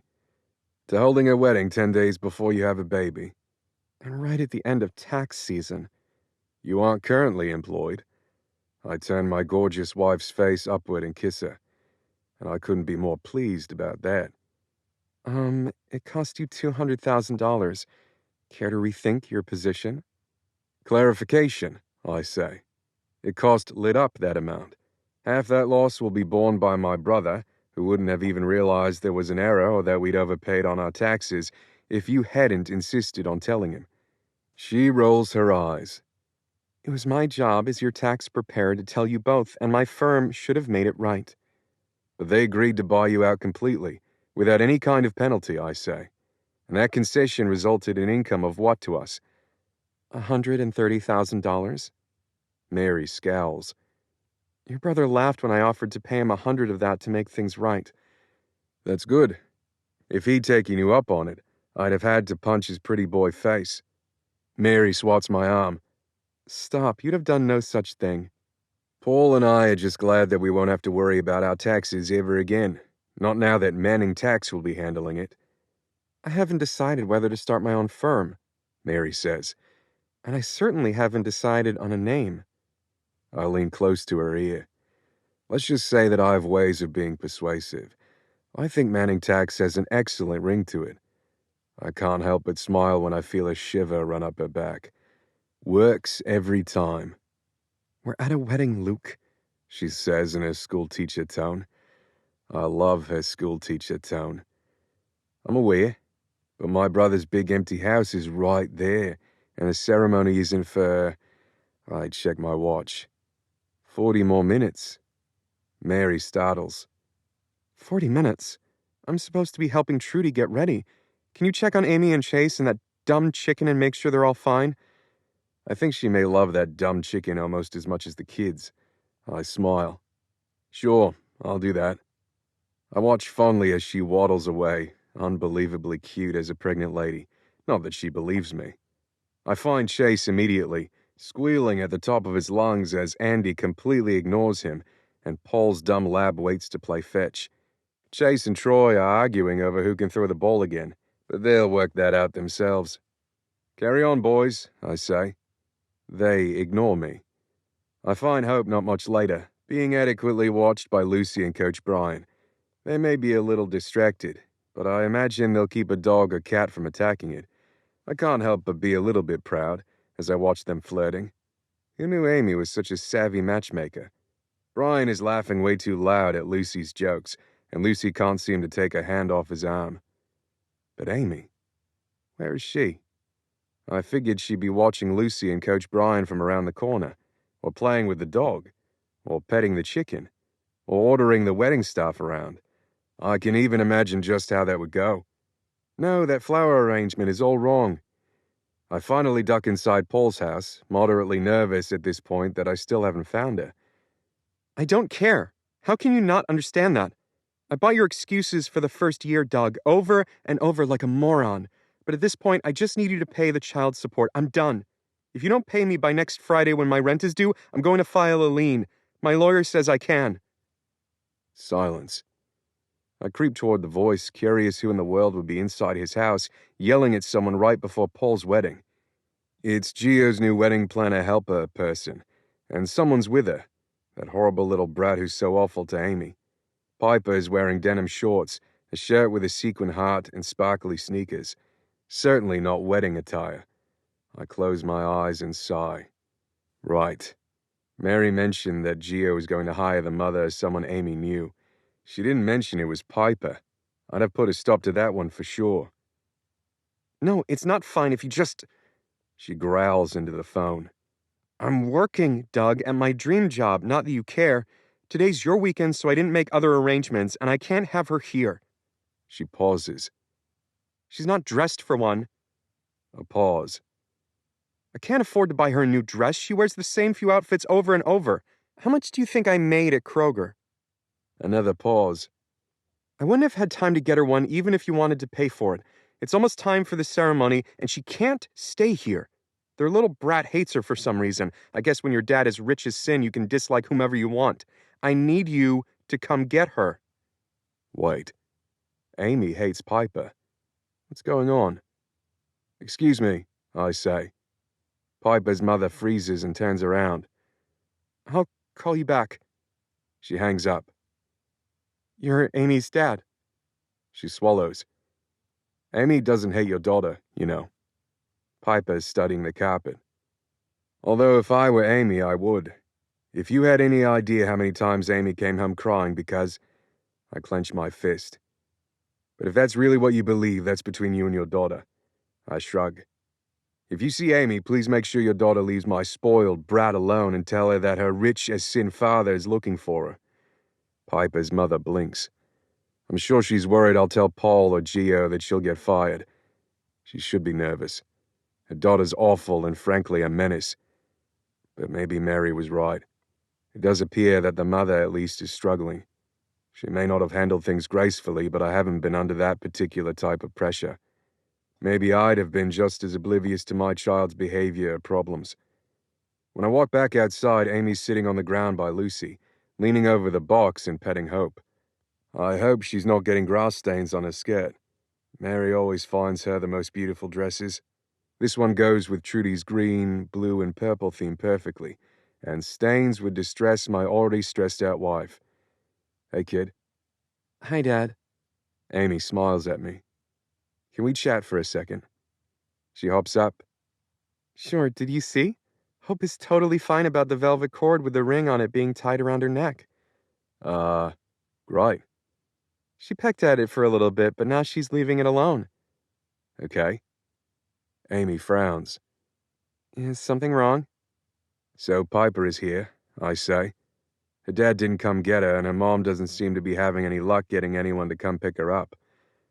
Her tiny shoulders fall, and I want to march back and kick both Piper and her mother out. No matter how hard things are for them, they hurt. My angel. Amy's nice to everyone. What kind of brat? It's fine, Amy says. She won't be mean to me at my aunt's wedding. What? She can stay. It's fine. I clear my throat. The thing is, she's not really dressed for a wedding. I don't mention that apparently her mother can't even afford an appropriate outfit. Oh, Amy's brow furrows. I have a dress in my bag in the car that she can use. Why do you have a dress? Because Mary made us pack those hospital bags like a month ago, remember? Hospital bags? What is she talking about? She was worried that if the baby came early, you might not know what to pack to take with us to Grandma's. Mary's a genius. There's a dress in yours. Amy nods. In case it happened on a Saturday. For church the next morning. You don't mind if Piper borrows it? She shrugs. If she knows it's mine, she might not want it. Then you'd better be the one to offer it to her. Her eyes widen and she shakes her head. No, that's a bad idea. I think it's a good idea. I take her hand in mine. I'll come with you. Dad. I squeeze her hand. Do you trust me? Amy nods. Okay, well, this isn't easy to say, okay? But I think Mary was right. She said that Piper and her mom might be having a hard time. And after hearing part of a phone conversation I shouldn't have heard, I think they are. If you don't make fun of her for it, she might ease up a bit. She might even realize that you're not her enemy. Amy gulps. Okay. All right. I keep her hand in mine as we walk into Paul's house. Piper's mom, I say. I don't know your name, I'm sorry. It's Lindsay, She says. Lindsay Nicklow. It's nice to meet you, Lindsay, I say. This is my daughter, Amy. Hi. Amy says, pointedly not looking at Piper. Amy didn't realize Piper was here, but when I told her she wasn't dressed and that she might not feel like she fit in without appropriate clothing, she had an idea. I have a dress in my car, Amy says softly. if you'd like to borrow it. Oh. Piper glances up at her mom, whose lips are tightly pursed. Her mom shrugs. Okay. That would be really great. Amy and I extricate the dress from the bag and bring it back. It's not quite as elaborate as the one Amy's wearing, but it's still very nice. Delicate embroidery runs across the bodice and down the skirt. You can keep it, Amy says. It's a little too short for me, but I bet it's perfect for you. Amy's only an inch taller than Piper, but it was the perfect cover for a kind gesture. I've never been more proud. I watch Piper to see whether she's upset at all, but I only see gratitude. I doubt this will transform her, but any cooling of tensions would be welcomed. All right, we better go take our seats, I say, especially since you have a chicken to prepare. A chicken? Piper asks. Amy beams. Nothing makes her happy like telling the story of hope. She launches into it with the skill of a veteran storyteller. And just last night, Amy says, she ate her first piece of watermelon on her own. That's cool, Piper says. And my mom says it's not a day too early, Amy says. Her mom. It's the first time she's called Mary that in weeks. I close my eyes and pray that it's not a fluke. All right. I offer Amy my hand. Let's go. Amy reaches the chicken just in time. 2 minutes later, the wedding march starts and I hurry up the aisle to sit next to Mary on the front row. Given Mary's advanced pregnancy, Trudy isn't making her wedding party line up for the ceremony. We both turn around to watch as Chase and Troy bean everyone in the aisle in the knee, the foot, the elbow, and even the shoulder with flower petal wads. Trudy knew this would happen. I chuckle at it anyway. And then Amy and a diapered, injured chicken walk down the aisle. Their chicken rests its head right on Amy's chest, and my heart expands until it barely fits inside my chest. Mary did this. Helped Amy to find the bravery to take such a big risk, and then nurse that chicken day in and day out, while pregnant and hosting my useless sister-in-law. I lace my hands through hers. Thank you, I say softly. Mary leans against my shoulder. For what? For being you, I say. For taking on everything that comes. For never complaining. For taking care of everyone around you, and most of all, for loving me. Mary's eyes well with tears and she swats me again. I'm not wearing waterproof mascara, Luke Manning, so shut your mouth. Whose fault is that? I whisper back. You're at your sister's wedding. My waterproof ran out, she hisses. I shrug. Not my fault. And then Mary's eyes shift from my face upward, and I know Trudy's coming down the aisle led by my beaming father. He didn't have a daughter to give away, so filling in for Trudy is a pretty big honor. Trudy may not have the competency of Mary, but she has come so far in the past year and a half. She's beaming as she walks up the aisle, her smile turning into a laugh when she notices the piles of flower petals where there should be an evenly distributed layer. Ah, kids. I spin in my chair to see my brother. He's staring at Trudy like he's on death row and she's his pardon, like he's in free fall and she's the parachute. He's finally as pathetic as us, a deep voice behind me says. I look over my shoulder at James Fulton III and practically do a double take. Paul invited you? James shakes his head with absolute mirth. Not even close, but Trudy invited my delightful wife. Paisley waves. And I'm her permanent +1. I laugh. When I met Mary at that bar, no one could have ever convinced me that James would be a guest at Paul's wedding, and my wife's sister would be marrying my brother. I'm glad to see you looking so pathetic, I say. It suits you. You wear it well too, James says. And then the music stops and the pastor starts yammering. Did you prepare vows? He finally asks. I did, Trudy says. Should I go first? Paul shakes his head. Heavens no, you always let the worst go first. Did you learn nothing in primary school? Primary school? Trudy laughs. In America, we call that elementary school. She rolls her eyes. Fine, you go first, Mr. Bossy. Paul beams. Mr. Bossy, I imagine most of the guests know that the first time I met you, I was your boss. I'm pleased to say that you've been in charge ever since. I chuckle. But I wouldn't have it any other way, because before I met you, I was utterly lost. Before I met you, I worried about things that didn't matter. I fretted over nonsense. Meeting you was what I needed, a kick in the pants to set me on the right path. Those are the vows you planned? Trudy's eyebrow flies up. It's not even a promise, it's just a statement, and not a flattering one. I'm not a kick in the pants, but I'll show you. Let me finish, Paul says with a grin. Trudy sighs. If you think you can redeem yourself, go ahead. All these people are here for a wedding, Paul says. There's even a miracle chicken, did you see that? He grins. With all these guests watching, I better do a little better than just try.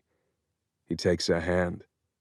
My vows to you are that you will always be my boss. You will always be my true north. You will always be the light that helps me see what matters. And I promise that when I'm wrong, which still happens, you have my permission to kick me in the pants anytime you want. I won't even complain. Much. Trudy rolls her eyes, but she's smiling. That was a little better. She leans up on her tiptoes and kisses him lightly. Hey, it's not time for that yet. The pastor objects. Did you hear what he said? Trudy asks. I'm the boss. Mary laughs and I chuckle again. In all seriousness, though, my life was a disaster when I met you, Paul. I liked you immediately. Who wouldn't? She looks around at the audience. I mean, look at him. Lots of ladies giggle. But I wouldn't even consider dating Paul Manning, partially because I didn't know you were Paul Manning, but also because I wasn't ready to date anyone yet.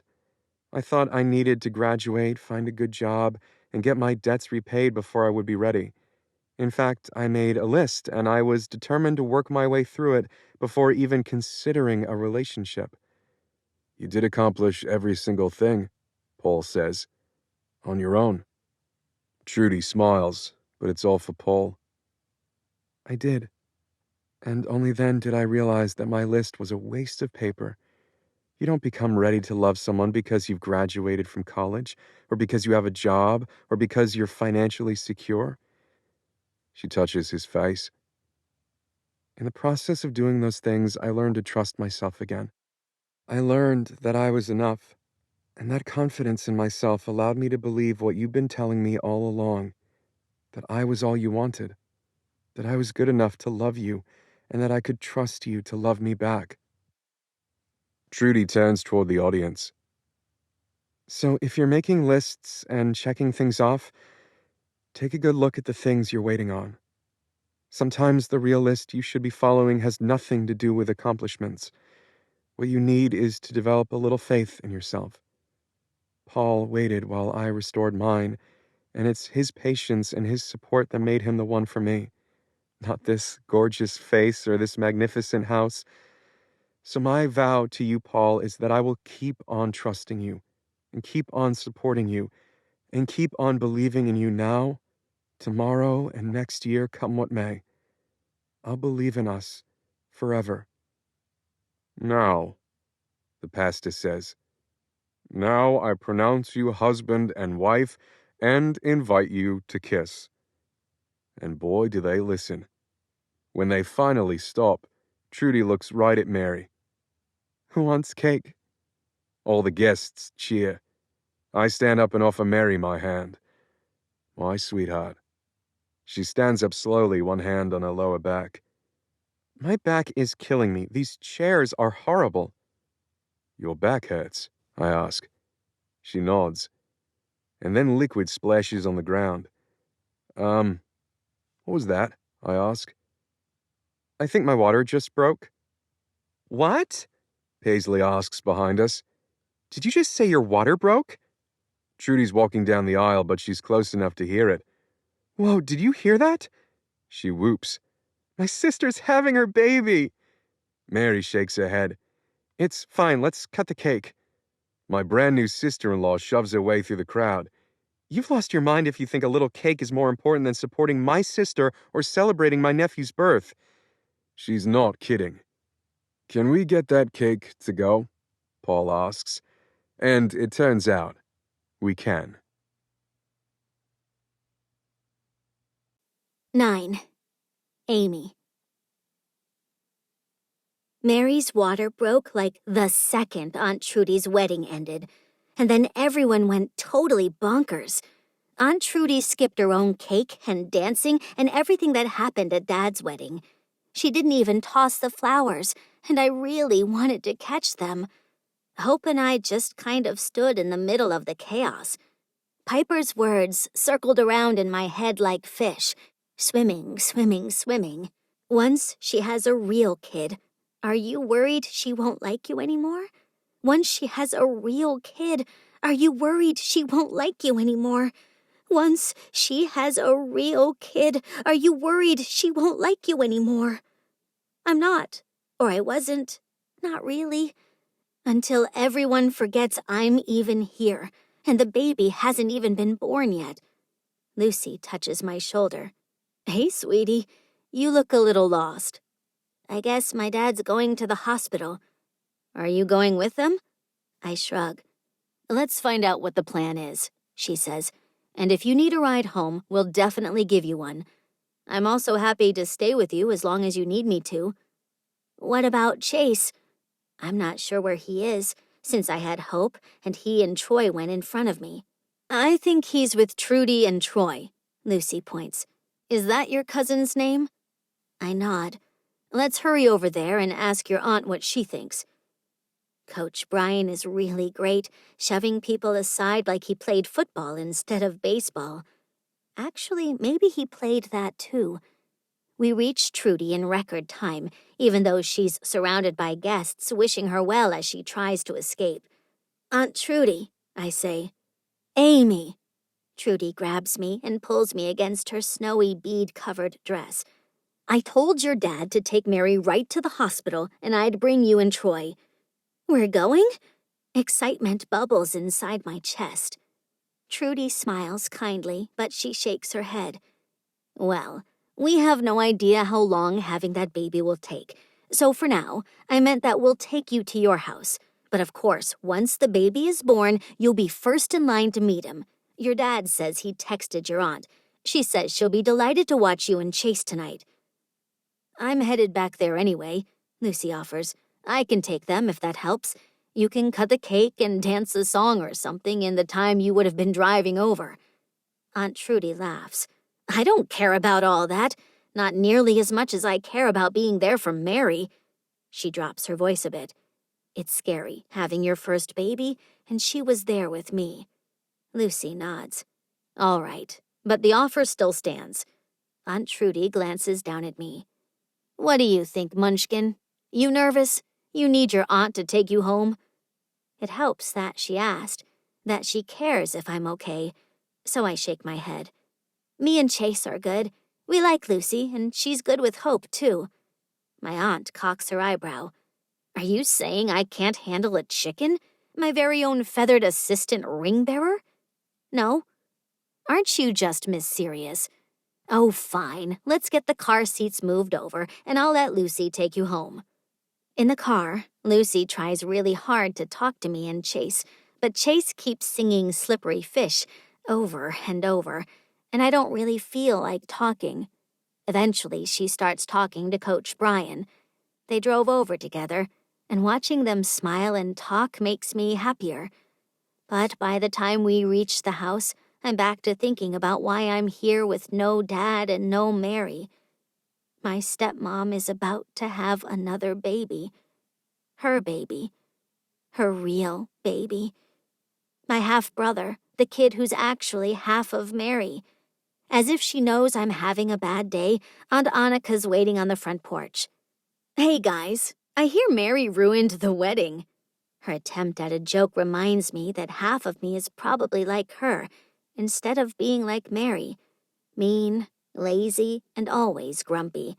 Actually, I've never seen Aunt Trudy happier, I say, pushing past Aunt Anica. Hey, Amy. Lucy's voice is so soft I almost don't hear her. I turn back. Yeah? Thank you. Her smile is small, but she glances back at her car where Coach Brian is waiting. I grin. He cares about other people, I say. That's what you said you wanted. Lucy puts one hand to her neck. He really does. And he's handsome. And smart. So really, thank you. You're welcome. All right, Aunt Anica says. Time to head inside. She seems even grumpier than usual, but I have no idea why. We're supposed to be eating cake, I say. Sorry if we're not marching to our rooms fast enough for you. I expect Aunt Anica to snap at me. I do not expect her to lean her head back and roar with laughter. What's so funny? I cross my arms and lean against the closed front door. You, she shakes her head. You're so much like Mary that sometimes I forget how much Lizzie is in there too. Great. So when I'm rude, I am like my mom. And if I make Aunt Anica happy, I hurt Mary. If I make Mary happy, I hurt Aunt Anica. And if she's watching me from up in heaven, maybe my mom too. It's all so confusing and unfair. I'm the one who doesn't have a mom, but somehow everyone is mad at me for it. I run past Aunt Anica and keep going, all the way to my room. Then I slam the door and fall onto the bed, bawling like a baby into my pillow. I'm not sure if I'm mad or sad or something else, but whatever is wrong, it's too much, and I want it to go away. A few minutes later, I hear the opening song from Paw Patrol blaring in the family room. Looks like Aunt Anica has plugged Chase in, probably so she can go take a nap in her room. The tap at my door surprises me, and I sit up and wipe at my wet cheeks. I don't say anything, but the door opens anyway. Aunt Anica's blonde head pokes through. Amy. Her eyes meet mine. Can I come in, or will you throw something? I wouldn't want to break any of my toys on your hard head, I say. She laughs again, but this time it's a small laugh. Will you talk to me? I shrug. It's a free country. Less and less every day, Anica says. I frown. What does that mean? Never mind. She sits on the edge of my bed. Look, kid, I've been a terrible aunt and a terrible friend, and well, kind of a horrible person. You were right at school. I think I needed to listen to my mom's lessons a little better as a kid. I was right? She nods and scoots a little closer. You were totally right, and Mary was right, and I was wrong. I sniffle and wipe at my nose. About what? Well, first I need to apologize for what I said the night I arrived. What? You called Mary Mom. I twist my hands together. I haven't done it since then. Except I might have slipped up once or twice, but not around Mary or Aunt Anica for sure. I know, Aunt Anica says, and that's on me. I am way late talking to you about this. I guess hearing you, knowing it hurt Mary, well, somehow it made me feel better. I really am a terrible person. I open my mouth, but she picks up her hand and shushes me. No, let me finish. I knew that I shouldn't have said what I did. I knew Lizzie, your mom, would be furious with me for chastising you. You probably don't remember a lot about her. You were really young when she died. But I can tell you this. She would not have wanted you to be sad. Aunt Anica starts to cry, but she takes huge gulping breaths. She would be so happy that you found Mary for Luke, and for you and Chase. Her biggest fear when she got sick was that you wouldn't have a mother. She told me that, and Aunt Anica pulls me against her for a hug. I stiffen a little bit. I can't help it. She lied to me. Finally, she lets me go. I did what I did because I was selfish and I was hurting. Just like Mary said, people who are mean to other people are usually like that because they're hurting themselves. Every time I wanted to tell you that I was wrong and that it was okay for you to love Mary.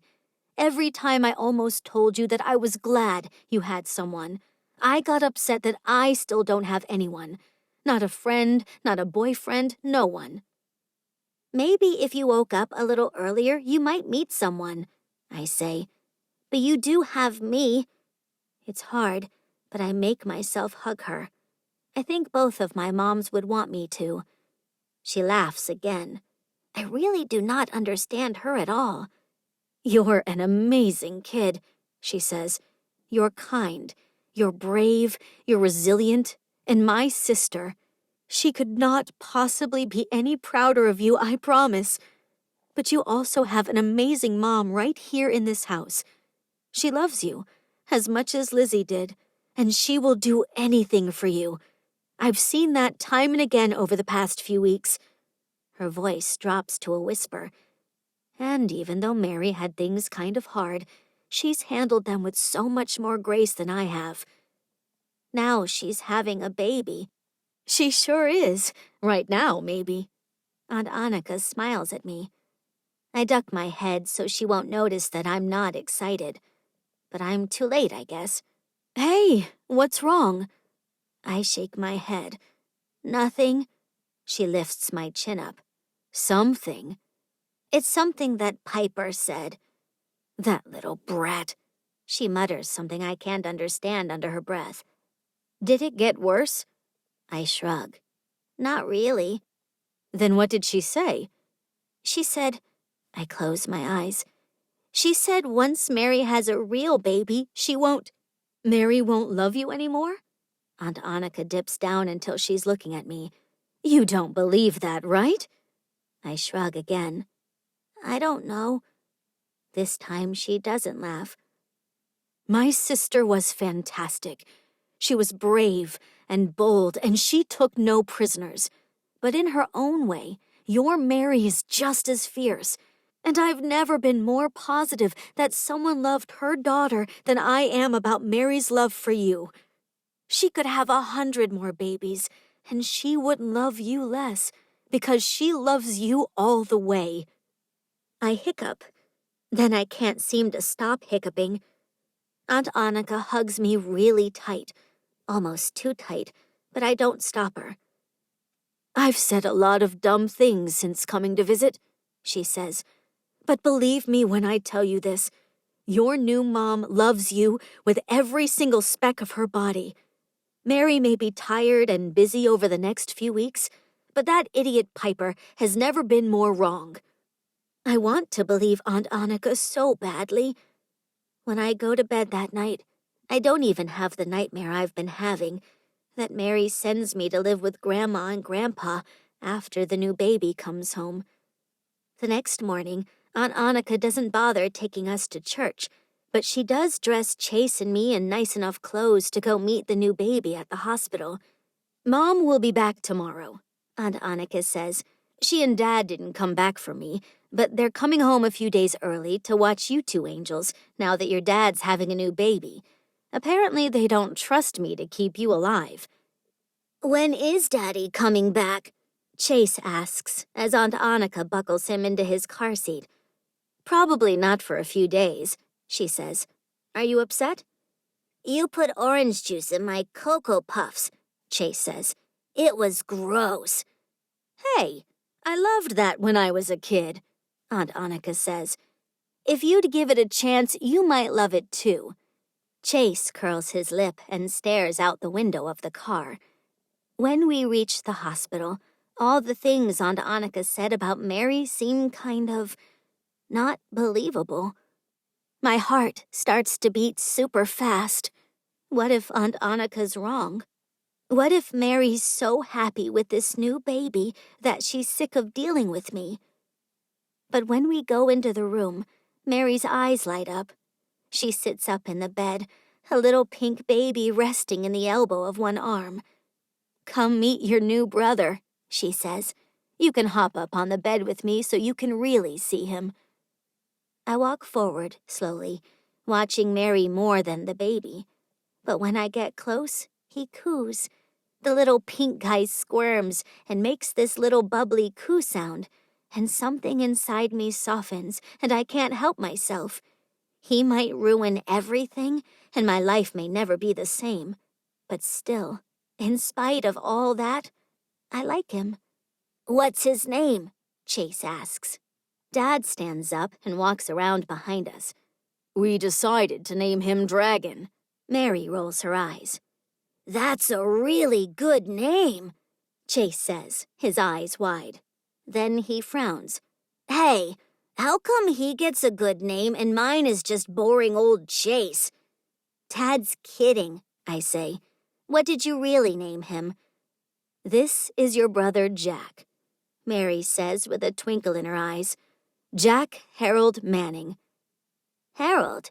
Like Grandpa Harold?" I ask. Mary nods. "Yes, just like that." "I bet he's happy," I say. "We hope so," Dad says. "Do you want to hold him?" Mary asks. I look up to meet her eyes. "Hold him? If you sit right next to me on the bed, you can hold him." I nod, surprised that I actually do want to hold him. And when Mary puts him on my lap and her arm around me, I like him even more. Then, for a super short moment, he smiles at me. "Hey," I say. "Did you see that, Luke?" Mom squeezes my shoulders with her arm. He likes her. And for the first time since Mom and Dad ran away from Aunt Trudy's wedding, I'm pretty sure Mom still likes me too. 10. Amy. Mom stays at the hospital for 4 days after Jack's born, but thankfully Grandma and Grandpa take over for Aunt Anica the day after we visit the hospital. "You were a brave little girl," Grandma says. "I was?" "You survived your Aunt Anica's cooking." Grandma smiles. Aunt Anica looks annoyed. "I'm not that bad." "She burned my toast this morning," Chase says, "until it was black." Grandma laughs. "The Maggard family isn't known for being great in the kitchen." Aunt Anica stands up. "I assume you'll be headed for my house?" Grandma asks. "No." Aunt Anica frowns. "No?" Grandma plants both her hands on the countertop and leans forward. "What's your plan, then? Are you so mad at us for taking a vacation that you're headed back to San Francisco the second we come home?" Aunt Anica shakes her head. "Luke said I'm welcome here as long as I want to stay." "They have a new baby," Grandma says. "He's being polite. Do you really think they want a house guest?" She shrugs. "Maybe." "Forget Luke. Do you think Mary wants the sister of her husband's first wife staying with her?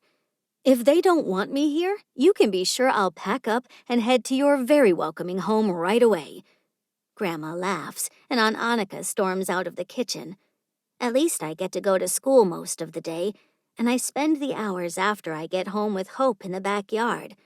At first, she's really happy to be outside, but then it kind of seems like she's looking for something. She keeps clucking over and over. "What's wrong?" I ask Hope, wishing she could answer me.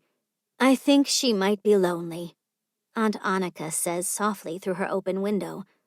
"I'm sorry. Am I too loud?" I gather Hope next to me.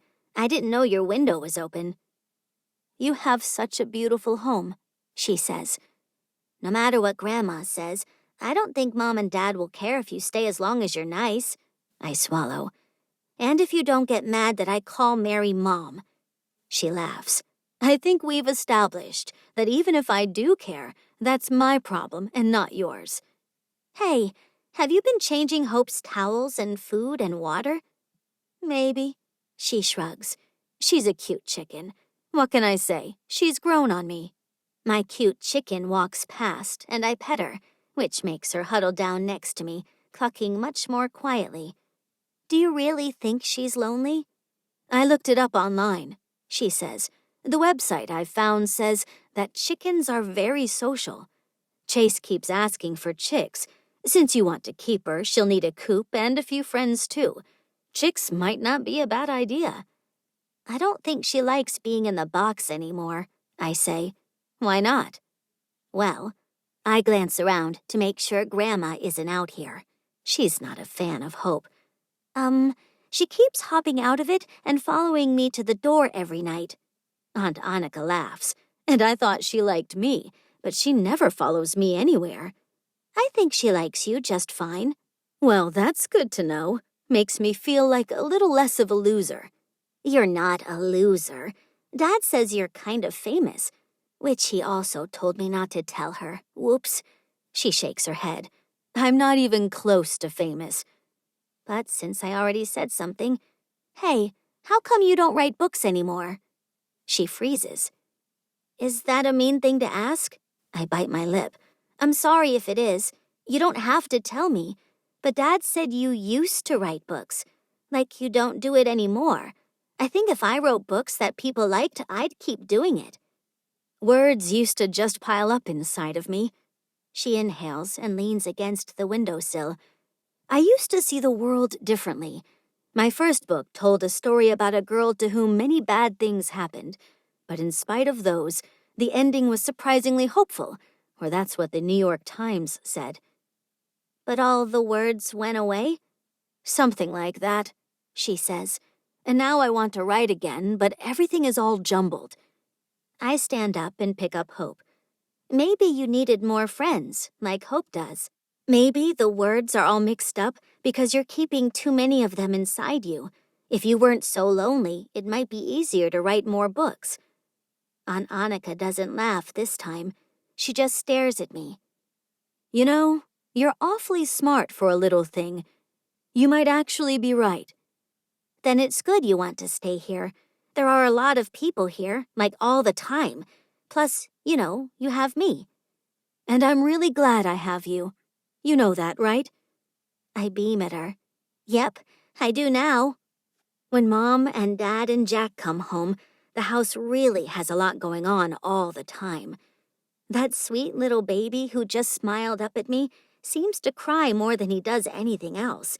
And he eats and burps and poops a lot, so that's saying something. "Do you think he has colic?" Luke asks. "Amy and Chase didn't cry like this." "Babies can't have colic until they're at least a month old," Mary says, her voice all tight and kinda mad sounding. Someone should tell Jack that, Dad says, walking back and forth and bouncing the whimpering baby. I offer to help, but they tell me it's fine. It's a good thing Aunt Anica stays, because now that the baby is home, she helps a lot. Like, way more than she ever did before. She vacuums. She takes me to school. She makes toast. Kind of burned toast, but it's not as black as before. She even picks me up after play practice. Hey, how's that wretched Piper doing? She asks on Wednesday. Any better? I shrug. So no. She's not mean anymore.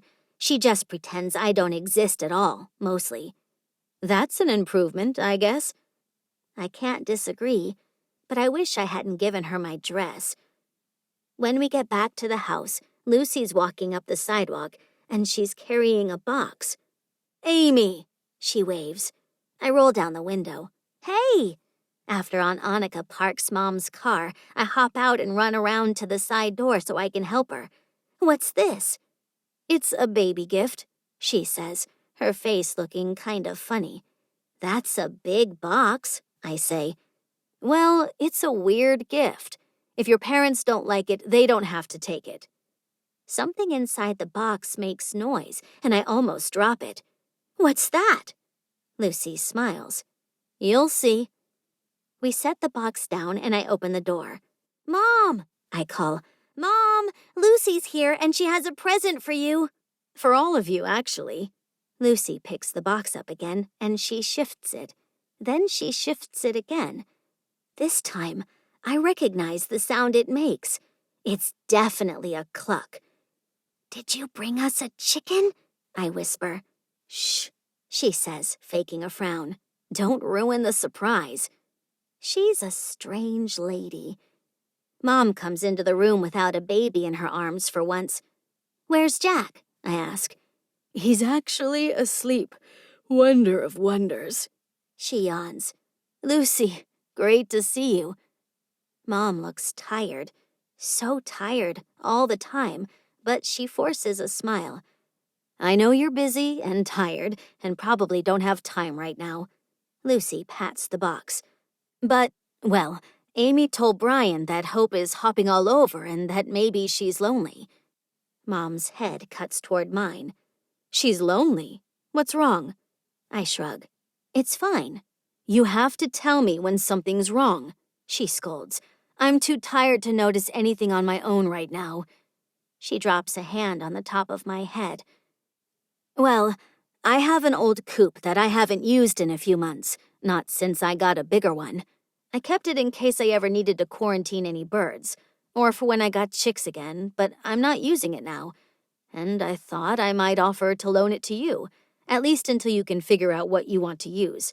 I also brought Hope's 2 best friends over. They've been complaining ever since she left, and having 2 more adult chickens means you won't have to worry about dealing with chicks right now. Mom starts to cry. Oh no, Lucy says. I'm so sorry. If this is too much, I can take them home. I can even take Hope with me if it's too stressful. Mom shakes her head. It's not too much. I'm grateful. We love Hope. And I'm too tired right now to go pick a coop and chicks and heat lamps. Just looking it all up made me want to break down. She wipes at her eyes. I'm a mess. I'm sorry. What a kind gesture. So we can keep them? I bounce up and down on my toes. I can send Luke over later to get the coop. Mom crosses the room and hugs Lucy. Oh, don't worry about that. Brian will be over soon and he can bring it. Mom's eyes light up and she lets Lucy go. Brian's coming over? He comes over most days now. Lucy drops down on her knees. And listen, I just wanted to tell your brilliant daughter thank you again. I've never been this happy. I pat Andy on the head. So maybe she knew what she was doing that night. Lucy presses a kiss against my forehead. I think someone knew what they were doing. Maybe it was Andy. Or maybe it was someone a little bit smarter. Who knows? Hope is giddy when we release her into the backyard with her friends. A brownish-red chicken called a Rhode Island Red, and black and white striped hen called a Cuckoo Marans. They'll need actual names soon, but I love them already. And just like Lucy said he would, Coach Brian brings the coop over a few minutes later. Hope runs toward it almost immediately, her two friends fluttering after her.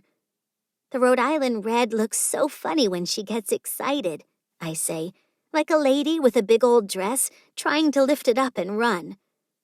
She does look a little like that, Dad says, waving to Coach Brian.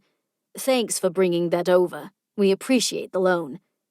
Lucy sure loves her chickens, he says. So the fact that she trusts you with not one, but 3 of them, means she really has a lot of faith in you, Amy. I offer a handful of mealworms to Hope. As soon as she starts eating, her 2 friends run over. They're a lot more nervous to be near me, but not nervous enough to turn down dried mealworms. I thought you were a little nutty when you asked me to come see this chicken at school that day, Coach Brian says. But I didn't quite know how to say no, so I came. Oh. I stand up and brush off my hands. Well, I'm glad you did. His smile is so wide I can see all his teeth and all his gums. I am too. So glad. I'm still smiling when I help Dad set up the food and water for our 3 new chickens, and I spend the next hour or so making sure that Andy will be as nice to them as she is to Hope. The next few days go by in a blur, and then on Friday, it's time for our dress rehearsal, where we put on our actual costumes and pretend there's an audience. I'm dressed and waiting on the side of the curtain when I hear someone say, "Psst." I turn to look across the stage, and it's the last person I expect to be talking to me. Piper. "What?" I hiss back. "Come here." She waves me over. The curtain could come up at any time, except I notice she's not in her costume. I run across the stage as quietly as I can.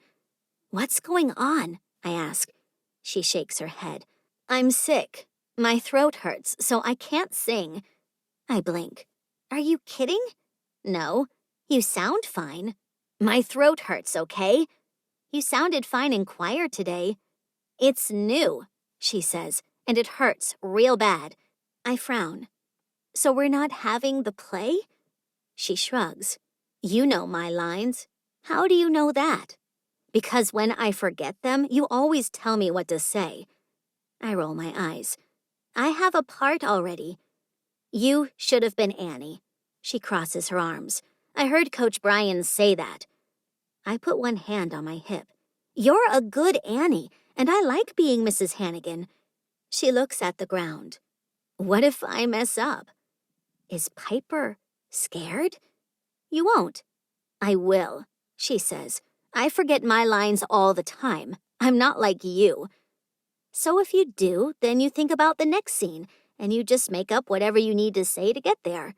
"How come you're so smart?" Piper looks up and meets my eyes. "You're smart too." She shakes her head. "Not really. Math is hard, and so is writing, and I hate school." I had no idea she hated school. She's like the queen of school. "Besides, I don't think my mom can come."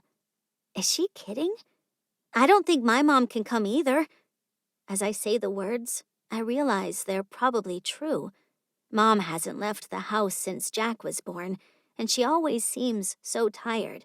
She just had a baby. "I'm sorry," Piper says, "that I said she won't like you anymore." "She does love me still," I say. Piper nods. "I know. It did make me sad, but I figured it out." "My dad doesn't." Her words are barely a whisper. "What?" I step closer. "My dad got married again, and he had another baby, and now he never comes to see me. But he wasn't very good before, and your mom is pretty amazing." Oh no, Mom was right. She was so right. I don't even think, I just do it. I wrap my arms around her and squeeze. "Your throat doesn't hurt, your heart hurts, and I've had that happen to me too." Piper hugs me back for a minute, and then she steps back. "Can you not tell anyone that I asked you to be Annie for me, please?" She doesn't ask me not to talk about her dad or the fact that her mom's not coming, but I know she's asking about all of it. I won't say anything. She ducks back behind the curtain and disappears. A few minutes later, she shows up again, this time in costume, and the dress rehearsal starts. She doesn't forget a single line. "You've all worked so hard," Mrs. Tossan says. "I couldn't be more proud of you. I really think this is going to be the best second-grade play I have ever seen." "It's your first one, isn't it?" Coach Brian asks. "I thought that until this year, they only did plays for 5th, 4th, and 3rd. "Shh," she says with a big smile. "That's beside the point. I'm so impressed with all of you. Even though I know all the lines in the entire play by heart, on Saturday morning, I decide to review the script one last time just to be sure. I mean, if I need to help Piper or someone else, I better be super sure I'm right." I'm sitting in the backyard with Hope, Rita, and Coco Crispy. 5-year-olds should not be allowed to name chickens, even if they need to feel like they're involved. When I hear a car pull up in the driveway, "I'll be back." I put Hope down and run through the gate to see Aunt Paisley. "Hey, kid," she says. "How's your mom?" I shrug. "She's tired. The baby cries a lot." Aunt Paisley laughs. "All babies cry a lot. But this one's worse. Dad thinks he might be broken." I stand up super straight. "I never cried this much," he says. All right. Well, walk me inside, will you? That way your huge dog bear won't bite me." "Andy wouldn't bite you," I say. "She might lick you to death, though." "I'd prefer to avoid that, too." Paisley follows me inside. "Mom!" I shout. "Aunt Paisley's here." I don't listen to the entire conversation because they tend to get super boring, but from what I gather, Paisley quit her job when Mom left. "You have to do it," she says really loudly and with a ton of energy. "Luke's right. I'll come with you, of course. James wants me to take time off, but if I do that, I'll never go back. I'll get sucked into the whole New York City scene and I'll be subsumed. I just know it." Mom shakes her head. "I don't like being a boss. I like doing tax returns. They're simple, and they have right and wrong answers." "But it's boring," Aunt Paisley says. "And you're such a great boss. All the things that are worth doing are hard, but that doesn't mean we shouldn't do them. You're just saying that because you have a newborn. Don't make big decisions while you're sleep-deprived." Mom snorts. "So I should decide to open my own firm with you while I'm sleep-deprived?" "Sorry, let me rephrase. Don't make bad decisions when you're sleep-deprived. Let your friends guide you so that you make good ones." "How's this?" Mom says. "You come back next week and we'll hammer out some preliminary details of what it would even look like. That'll give me another week to get this baby thing all figured out. And if James and I send you a night nurse as a baby gift, maybe you'll be in a frame of mind to do just that," Aunt Paisley says. "Tell me you'd accept it." Mom stands up. "It's a generous offer. You don't have a mom to help, and your sister's on a honeymoon. Let me give you a night nurse for a few weeks." She slings an arm around Mom. "Please?" "Fine," Mom says. I sneak off to my room after that, smiling. I do like baby Jack, even though he cries a lot. But I'll like him more when he's not making Mom so tired. The next day, Aunt Anica volunteers to take me to the school, since I have to be there an hour before the play starts. "Thanks," Dad says. "Happy to help," she says. "Speaking of..." Dad glances at me as if he has just noticed I'm there, listening. I think he wants me to go away so he can ask Aunt Anica something interesting, but I'm tired of missing out of things, so I pretend I don't know what he wants. "It's fine," Aunt Anica says. "You can say anything you want in front of the kiddo. We're cool." "Well, I talked to Mary. We're happy to have you stay here in a more long-term way, especially if you're willing to do the chores we discussed. It would be a huge help, honestly." "Thanks," she says. "It means a lot. And I'm glad you have this time with the kids," Dad says. "I'd rather have you helping out than someone they don't even know." "Me too." She grabs my shoulder and ushers me out to the car. Once we reach the school, she asks, "Need me to stay with you?" "Nah," I say. "I'll be fine." "Are you sure?" She shuffles toward the door to the choir room where we're gathering. "Because I've got some real zingers ready if Piper's feeling sassy." "Actually," I say, "I think we might be doing a little better. Mom was really right. She's kind of not very happy right now." "All right, but if you need me, I'm here." Anica pulls me against her side, pressing me against her with one arm, and then she walks off. While Mrs. Tossan adjusts our costumes and Coach Brian has us run through some speaking drills, I wonder, will Dad be able to get away? Will they bring Chase? What about Aunt Anica? I should have asked so I'd know, but I was afraid. Because I bet Dad comes for sure, but Dad has seen me in plays before, Christmas pageants, last year's choir performance. But I've never had a mom come. Never. When the curtain goes up, the lights are so bright that it's hard to see who's in the audience, so I just pretend that none of them could make it. That way I won't be sad if they aren't here, or not as sad. I sing and sing. I give my lines as loud and as rude as I can manage, just like Coach Brian said I should. Piper does a really good job, too, just flubbing one little part, and I'm sure no one notices. And when it's over, there's so much clapping it almost makes me want to cover my ears. My smile is so wide that my cheeks ache. When Piper hugs me, I almost fall over. "Thanks," she says, "and I'm sorry." The lights finally fade, and I blink and blink. Piper's mom actually came, but it doesn't look like anyone else she knows did. I want to tell her that it's okay, because the mom is the most important one. She's the one that really matters. But I don't say anything, because then Coach Brian is telling me what a great job I did, and Lucy is standing next to him, her arm through his. They're both beaming at me, and Lucy even brought me flowers. "We wanted to congratulate you before you're completely drowning in people," Lucy says. I have no idea what she's saying until Dad yells, "Whoa! Hey, everybody, is that— No!" He shakes his head. "It can't be. Is that the Amy Manning? The one who gave the most amazing performance of Mrs. Hannigan that has ever been seen? I hear they're begging her to do the next Spielberg movie." I roll my eyes. My dad is so weird. "Hi, Dad." "It's definitely her," Aunt Anica says.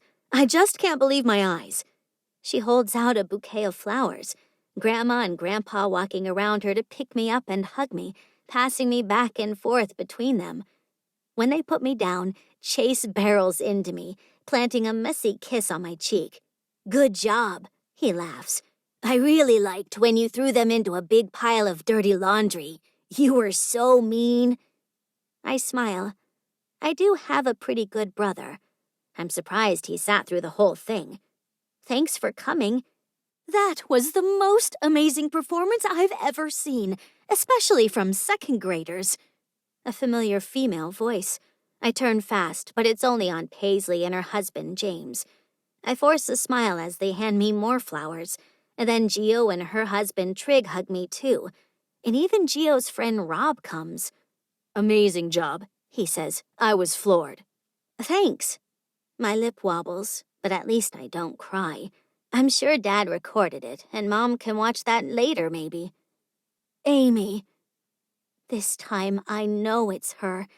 I turn toward the back of the auditorium and watch, wide-eyed, as Mom jogs down the aisle, baby Jack in her arms. "Sorry, dear heart, he needed to eat, but I made him wait until it was over, so I had to rush out the second the curtain dropped." She's crying. My mom saw my play and she's crying. "It was the most amazing thing I've ever watched. You have a real gift." And then I'm crying too. Mom passes baby Jack to Dad and crouches down so I can hug her, my arms too tight around her neck, but I can't seem to help it. "Thanks. I wouldn't have missed this for anything," she whispers. I believe her, because she's my real mom, and that's what moms do.